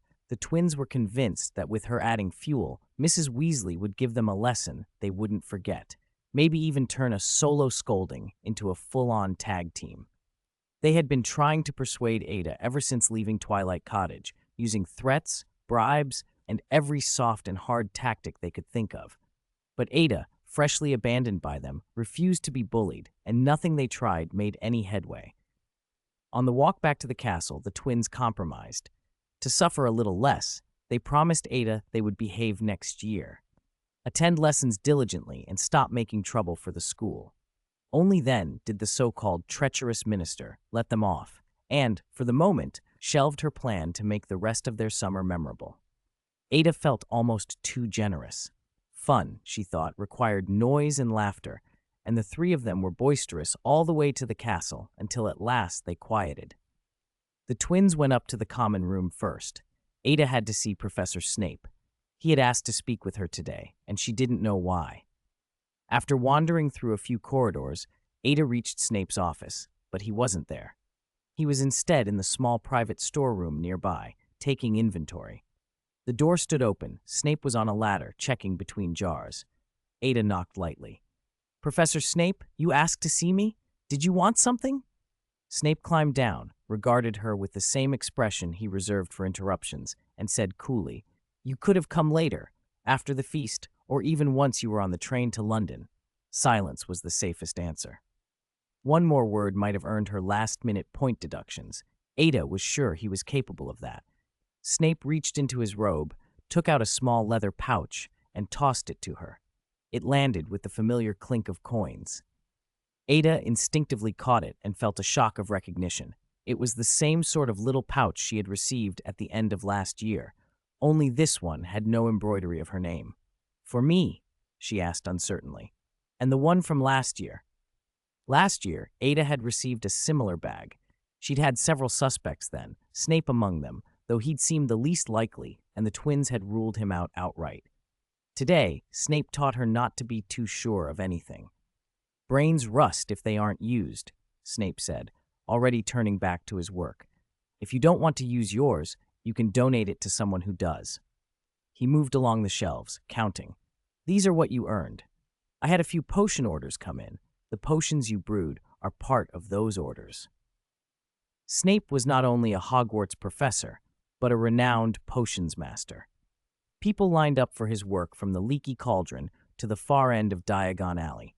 He couldn't accept every commission. He took only the requests he couldn't refuse or which presented a particular challenge. At the start of the school year, he had chosen a few orders he thought suitable for Ada, and those orders had become the basis of her detentions. Ada brewed the potions. Snape supervised and then delivered them according to the client's addresses. He had made clear to his customers that the potions were not produced by his own hands, only under his oversight, yet his name alone doubled their price. Snape's reputation guaranteed quality, and people were willing to pay for anything that came with it. Without his endorsement, the potions Ada made would have been dismissed as worthless. Brand, it turned out, was everything. Ada said nothing. Snape, back to the shelves, added with a dry, "Aren't you going? Are your legs failing? Or are you lost? Do you need an escort?"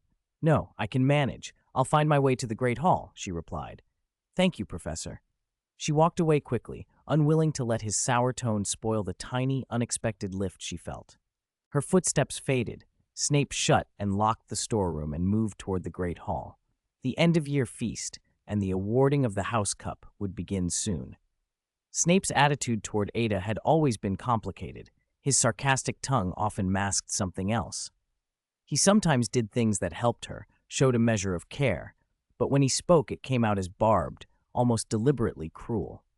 In her first year, he had disliked her openly, too reckless, too presumptuous, and undeniably foolish in his view.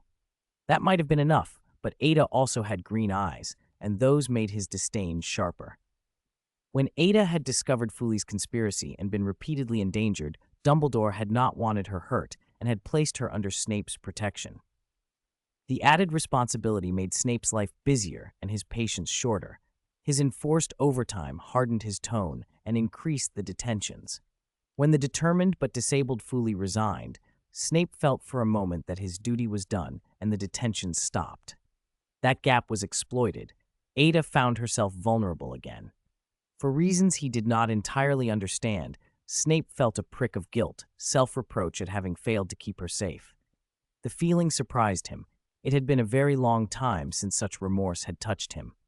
He spoke to Dumbledore about it, and afterward decided he should try to make amends. So Snape resumed the detentions, offered what help he could, and took on potion orders he might once have scorned. Spending time with Ada gradually altered his view. He began to see the qualities she had: courage, quickness, a surprising steadiness under pressure. Helping her became a way of helping himself, a small atonement for old regrets, and for the memory of Lily that had never entirely left him. The Great Hall was still decked out in silver and green, and although it was only her second year seeing it, Ada was already bored of the colors. In truth, the students of the four houses were more similar than different. Each house had its strengths. But Snape's blatant favoritism had turned the House Cup competition into a Slytherin one-man show. It wasn't that Gryffindor didn't want to beat Slytherin, or that they weren't trying. Their teammates were simply too disappointing. It felt like two kids fighting while the other kid's parent jumped in to help, and your own parent stood by doing nothing. With Snape cheering Slytherin on and deducting points left and right, Gryffindor in particular bearing the brunt, there wasn't much hope. Compared to Snape's unscrupulous methods, Professor McGonagall seemed almost merciful. She was strict but even-handed and harsher on her own house. Her fairness only made Gryffindor's situation worse. Their points looked pathetic beside Slytherin's total. When Dumbledore finished speaking and announced that the House Cup would again go to Slytherin, no one was surprised. The silver and green decorations would remain. After all, everyone was used to it. With the House Cup decided, the students settled in to enjoy the lavish end-of-year feast. Tomorrow, they would board the train back to London, go home, and part from friends until the new school year. Every June, Hogwarts sent off graduates and, in September, opened its arms to new faces. Some leave, some arrive, but the school endured. Ada enjoyed the food, but unlike the twins, she didn't chat. She was multitasking, running the system's annual inventory. Over the year, she had grown a little, about 5 feet 3, roughly 1.6 meters. And although she'd put on a bit of weight, she was still on the thin side after recent losses. With more time, she might have built muscle. Her list of strong subjects had grown. This year, her specialties were potions, charms, transfiguration, and defense against the dark arts. To Ada, the distinction between dark arts and defense against the dark arts wasn't worth arguing. Learn from your opponent if you want to defend against them. History of magic was all memorization and personal reading, not a strength. Herbology depended on how the day went and on Professor Sprout's mercy, a subject that felt more like chance than skill. Last year, the system had given her a talent called recklessness, but she hadn't managed a single successful double cast all year. This year, she received 2 more talents, Blazing Soul and Flash. Blazing Soul amplified the speed, range, and damage of fire magic. With it, Ada felt she might, in theory, set a whole city ablaze with a single fire. Flash allowed silent, short-range teleportation, great for ambushes or dodging attacks. Flash couldn't match apparition for distance, but it ignored anti-apparition charms, so Ada could use it for short hops even in places where apparition was banned, like Hogwarts. Her set of mastered spells hadn't changed much from last year, aside from a few additional dark arts incantations. Her proficiency in commonly used spells, Stupefy and Expelliarmus, for example, was nearly maxed out. The system's previous kill reward had allowed her to upgrade spells. Since spells could be upgraded, Ada assumed that by maxing out proficiency, she might be able to upgrade them without needing to kill for the reward. That was something to test next year. She'd given up looking for shortcuts. Between easy kills and steady effort, she chose the latter. Magic wasn't like mathematics, where effort was irrelevant. She believed hard work would pay off. Most of the inventory's remarks were now complete. The rest were a string of useless taunts that didn't faze her. Compared to Snape's barbs, they hardly scratched her defenses.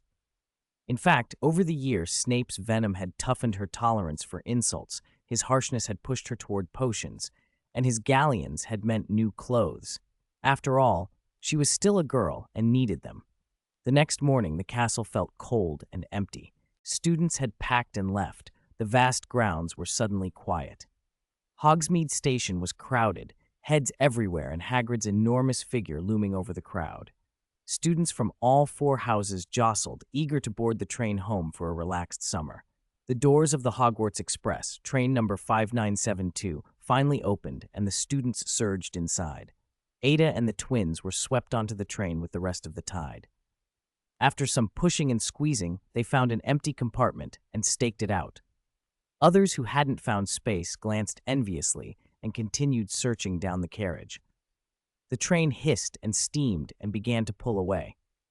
Only Ada and the twins sat in the compartment. Lee Jordan, Angelina, and Alicia had been lost in the crush somewhere. Fred tossed a galleon between his fingers. "I still can't believe that money really came from the old bat Snape," he said. "Maybe he had a change of heart?" George shook his head. "No, he doesn't change hearts. He isn't growing one now." Ada shuffled a packet of Snap Explosion cards.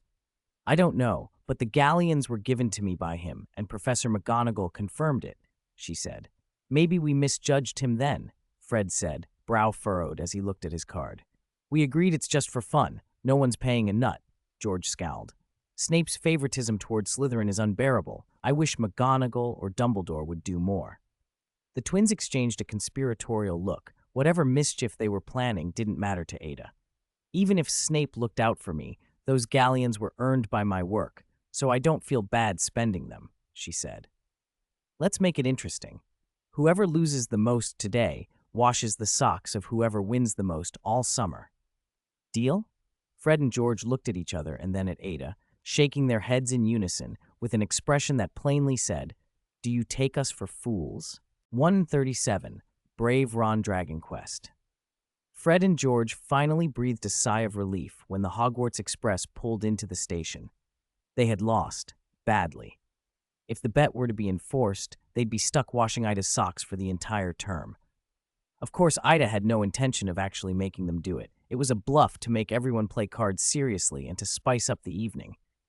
After collecting their trunks, Ida and the twins stepped onto the platform and quickly found Mr. and Mrs. Weasley waiting for them. Charlie and Percy joined a few moments later. Once the Weasleys were assembled, they left King's Cross and headed back to the Burrow in St. Catchpole, and the summer of 1991 officially began. Charlie was unusually quiet on the way home, distracted. Mr. Weasley kept bringing up dragons in Romania. It was obvious he and Charlie were planning to tell Mrs. Weasley about Charlie's idea to go to Romania. The twins noticed the tense mood and did their best to break it up with jokes. Ida laughed along, trying to keep things light. But their tangents flicked so wildly from one subject to another that Ida couldn't keep up and eventually gave up trying. Only Ron and Ginny, blissfully unaware of the undercurrent, doubled over with laughter at the twins' antics, and their giggles helped ease the tension more than the teasing did. That evening, after Mrs. Weasley's hearty dinner, everyone gathered downstairs in the sitting room.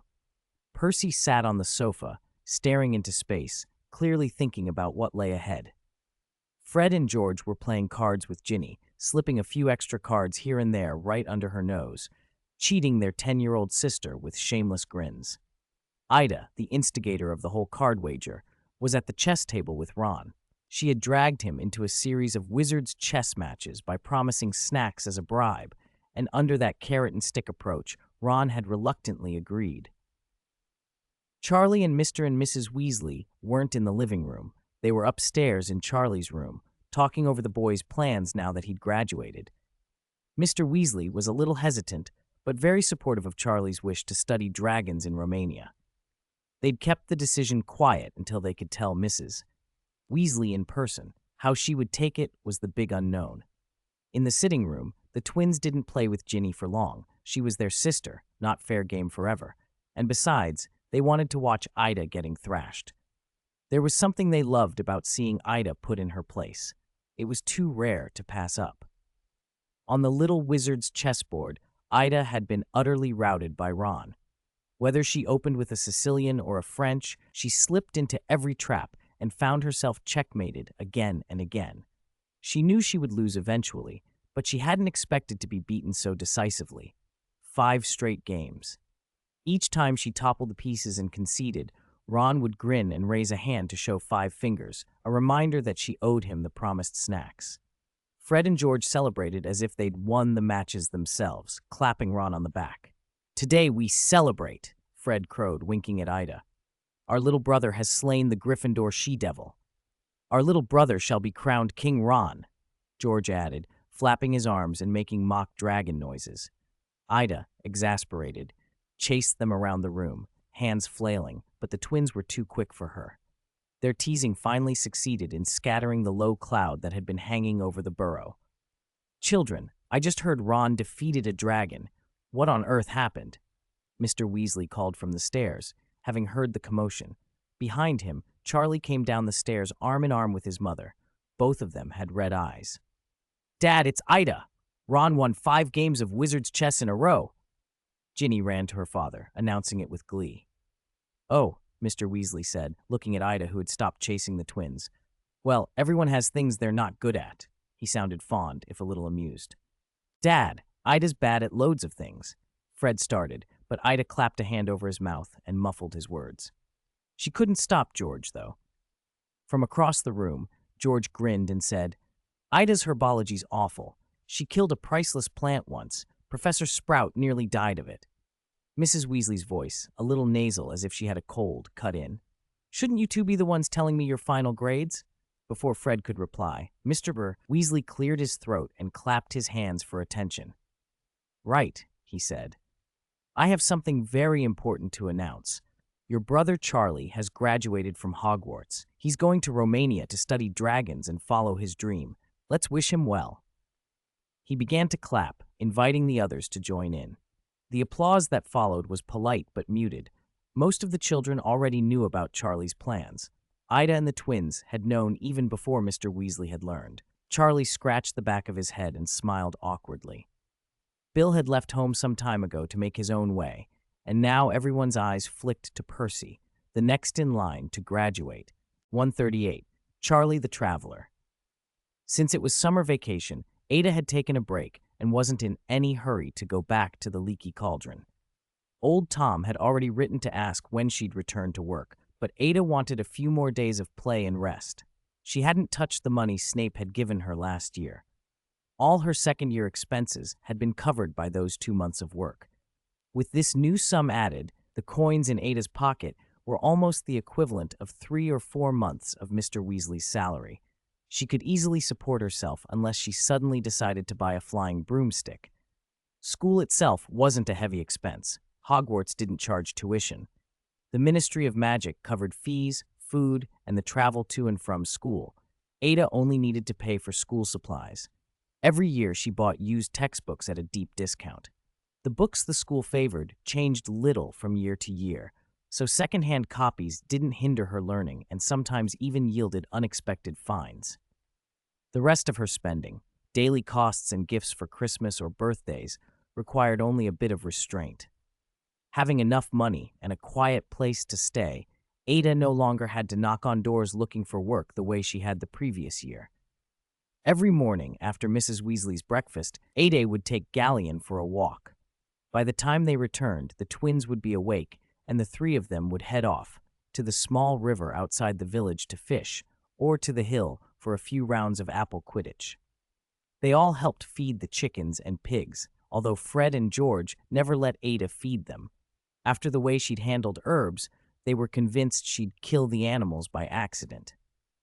So Ada watched from the side, a necessary guard keeping Galleon from chasing the old hens, not to protect the hens so much as to stop him from getting pecked. Galleon was over a year old, but he wasn't about to stand up to Mrs. Norris, and he certainly couldn't take on the old hens of the burrow. Ada had no solution for him. She couldn't force a dog to lift weights. Sometimes she joined in the gnome clearing, tossing them out of the garden. Mr. Weasley was too fond of the little pests to be ruthless. The gnomes would be back within a few days, waiting to be thrown out again. Ada had once offered to help Mrs. Weasley prepare dinner. At first, Mrs. Weasley was delighted, but the moment she saw the way Ada held a knife, she politely persuaded her out of the kitchen. Ada's fierce expression looked less like cutting vegetables and more like plotting to dismember someone. After dinner, there were a few games of wizard chess with Ron or a round of cards with the twins. Then Ada would go upstairs to do homework and read. It was a comfortable, easy life. A week of leisure passed, and then, deciding she was slipping into laziness, Ada resolved to change her ways. Determined to stop wasting time and money, she gave up cards and wizard chess and chose to go back to work at the leaky cauldron to refill her somewhat deflated purse. The next morning, she rose early and went to the kitchen, only to find Charlie there. At that hour, usually only Mr. Routhway and Mrs. Weasley and Ada were about. Seeing the packed bags at his feet, she understood immediately. After greeting Mr. and Mrs. Weasley, Ada asked, "Are you leaving today?" "Yes," Charlie replied. "Dad's taking me in a bit. A friend and I are going to Romania." He put down his knife and fork. He'd already finished. "Oh, this is for you. I'd meant to have Mum give it to you, but since I ran into you, I'll hand it over myself." He passed her a neatly wrapped box. Inside were Charlie's study notes. "These are some summaries I made for the OWLs. You and Percy should find them useful." He grinned and added, "I meant to buy a copy of Detailed Analysis of Common Wizard Chess Openings, but Flourish and Blots is outrageously priced." "These notes are perfect. No advanced analyses needed," Ada said with a smile. If looks could kill, Charlie, black as a beetle inside, would have been a pile of spare parts by now. "Keep an eye on Fred and George at school. Don't let them run wild. If they go too far, I'm worried they'll be expelled before their 7th year." Charlie leaned close and whispered, If they won't listen to me, I'll thrash them. I'll thrash them if you don't, Ada said, clenching her fist. Even if you tried to make them brave, they still wouldn't dare fight back. Ada couldn't bear the thought of the twins being expelled. After all, wasn't there that famous painting called The Three of Us? If anyone was going to be sent away for mischief, it might as well be all three together. Charlie, however, clearly didn't know Ada well enough to be carefree about leaving the twins in her charge. A moment later, Mr. Weasley and Charlie left the burrow, Mr. Weasley shouldering Charlie's luggage. Mrs. Weasley stood at the doorway until their figures were out of sight, then returned to the kitchen, distracted and leaning against the sink. The water had been left running and was overflowing onto the floor and her clothes. If Ada hadn't reminded her, the burrow might have been flooded. Mrs. Weasley wasn't opposed to Charlie traveling. She supported him exploring, but it was clear she would miss him. Ada decided she should do something to cheer Mrs. Weasley up. Potions and the cheering charm were possibilities, but both had side effects she preferred to avoid. Instead, she thought of the twins. After a quick change of clothes, she went to their room and knocked. Deep sleep answered her, so she let herself in and roused the boys, giving them curt instructions before stepping into the flue and heading to the leaky cauldron. After the dizzying whirl, she landed in front of the fireplace at the pub. The waiters were making their final preparations for opening, and old Tom was leaning against the bar, wiping glasses with his eyes closed, a gesture Ada remembered from last year. She signaled the staff to be quiet and padded up to the bar, but old Tom still didn't notice her. Ada slapped the bar, making him start so badly he opened his eyes and straightened up, yet he clung to the glass in his hand. Once he'd recovered, old Tom saw her there, looking triumphant in a sky-blue embroidered wizard's robe, her golden hair tied back with a ribbon and a mischievous spark in her eyes. "Don't go frightening an old man like me," he croaked, trying to laugh it off. "If you break that glass, I'll deduct it from your wages." Ada picked up a glass and began to wipe it. "You care more about that glass than you do about yourself," she said. "I don't suppose you'd break it. Heaven knows you'd break yourself before you'd break that glass." Old Tom's thin, toothless smile spread across his face. "Welcome back to the Leaky Cauldron, Ada." As the gateway to Diagon Alley's shops, the Leaky Cauldron never had to worry about customers. The moment it opened, wizards drifted in, some only to pass through to the alley, others to sit and drink. The pub filled up steadily. People came for shopping lists and gossip alike, and the room buzzed with the kinds of stories you either believed for entertainment or dismissed as bluster. Trist knew which to play along with. A barmaid needed to keep her face open.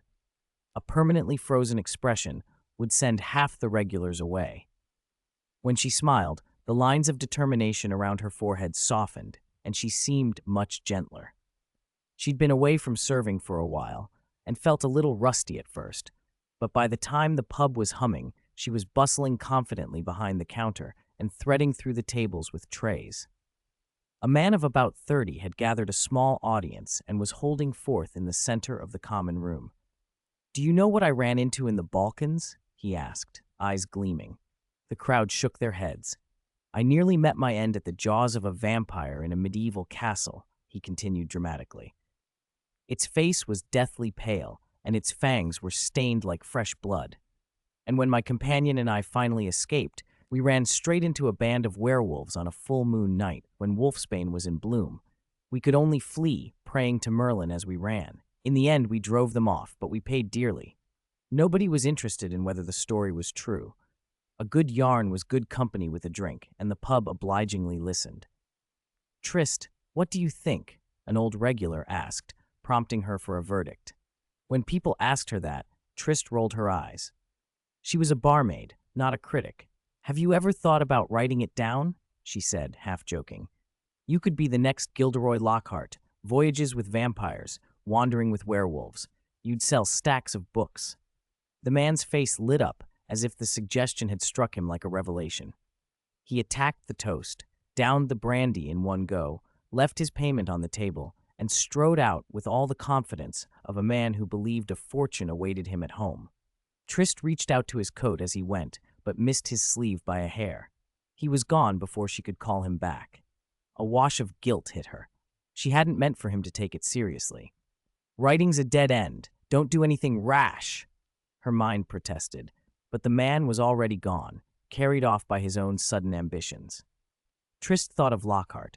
She'd always suspected his books were more bluster than truth, but his talent for spinning a good tale was undeniable.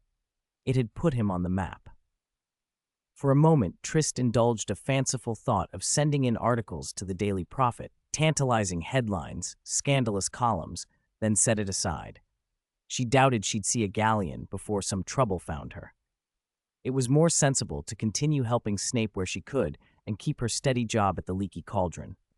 Oddities and tall tales were part of her work, and she had little patience for chasing sensational fame. Her days settled into a pleasant routine. By day, she served drinks and practiced wandless magic, small experiments in moving glassware with her hands, learning the limits and the exactness needed so she wouldn't hurt herself or tear something as she had once. She broke a few glasses and mended them again. She didn't want a repeat of the injury that had left her wary of overreaching with wandless work. Evenings, she returned to the burrow, tired but cheerful, to trade stories and wash the day's dust away. That rhythm would have carried her through until school started, if not for one of those interruptions the pub seemed to attract. It was July 21st, and Trist had been working late because Dave, the hapless waiter who'd once been in St. Mungo's after experimenting with spells, had managed to land himself there again. This time, Dave had been tinkering with hybrid creatures instead of charm work, and as usual, he'd overreached. Old Tom had roped Trist into covering the shift. The night had quieted down. Most customers had paid and gone when the half-closed door was flung open and a cool draft swept the room. Only a couple of patrons nursed their drinks. A man came in looking disheveled and exhausted, robes dusted with travel, hair askew, a nervous look that never left his face. Trist recognized him at once, Professor Quirinus Quirrell from Hogwarts. Quirrell had been away for practical experience over the last year. Since his return, he'd been a changed man, afraid of unexpected people and circumstances, prone to stammering fits and visible terror at ordinary sights. Rumors said he'd encountered things on his travels that had unsettled him, and some students were unkind enough to whisper about it. He staggered to a chair and sat, hands trembling as if every movement required great effort. When Trist approached softly, "Professor Quirrell, are you all right?" she asked. He didn't answer her. If anything, he grew more agitated. He jumped up as if she might harm him, stumbled, and knocked a chair over. The clatter echoed through the quiet pub, and Quirrell flinched like someone who had been hunted. Trist watched him with a tightening worry. Once a talented Ravenclaw, this was hardly the same man. Whatever had happened to him on his travels, it had left him hollowed out and frantic, and the sight of him stirred a dozen uneasy questions, none of them comforting. 140. Quirrell and Harry Quirrell didn't need to hide from anyone. The 2 or 3 customers left in the Leaky Cauldron were already giving him a wide berth. Those who knew him knew he was a professor at Hogwarts. Those who didn't might have supposed he had escaped from an asylum. He looked as if he were being persecuted by invisible enemies. Ida leaned over the bar and asked again, patient despite her curiosity. "Professor, I'm a student at Hogwarts. What's wrong? Did something happen to you? Were you in danger?" Quirinus Quirrell seemed to come back to himself, though slowly. He stammered, I'm all right. I just remembered something terrible." His voice was faint, his eyes kept darting away, and he trembled so badly, Ida worried he'd bite his tongue. She walked behind the bar, poured him a large glass of brandy because it was the cheapest, and set it down in front of him. Quirrell hovered, staring at the glass for an age before taking the tiniest sip. When nothing happened, he gulped it down like someone dying of thirst. After that, a faint color returned to his cheeks, and his hands steadied. The alcohol gave him courage. He was less frantic, though he still watched everyone as if they might suddenly turn into vampires or werewolves. Old Tom watched from the corner and shuffled over.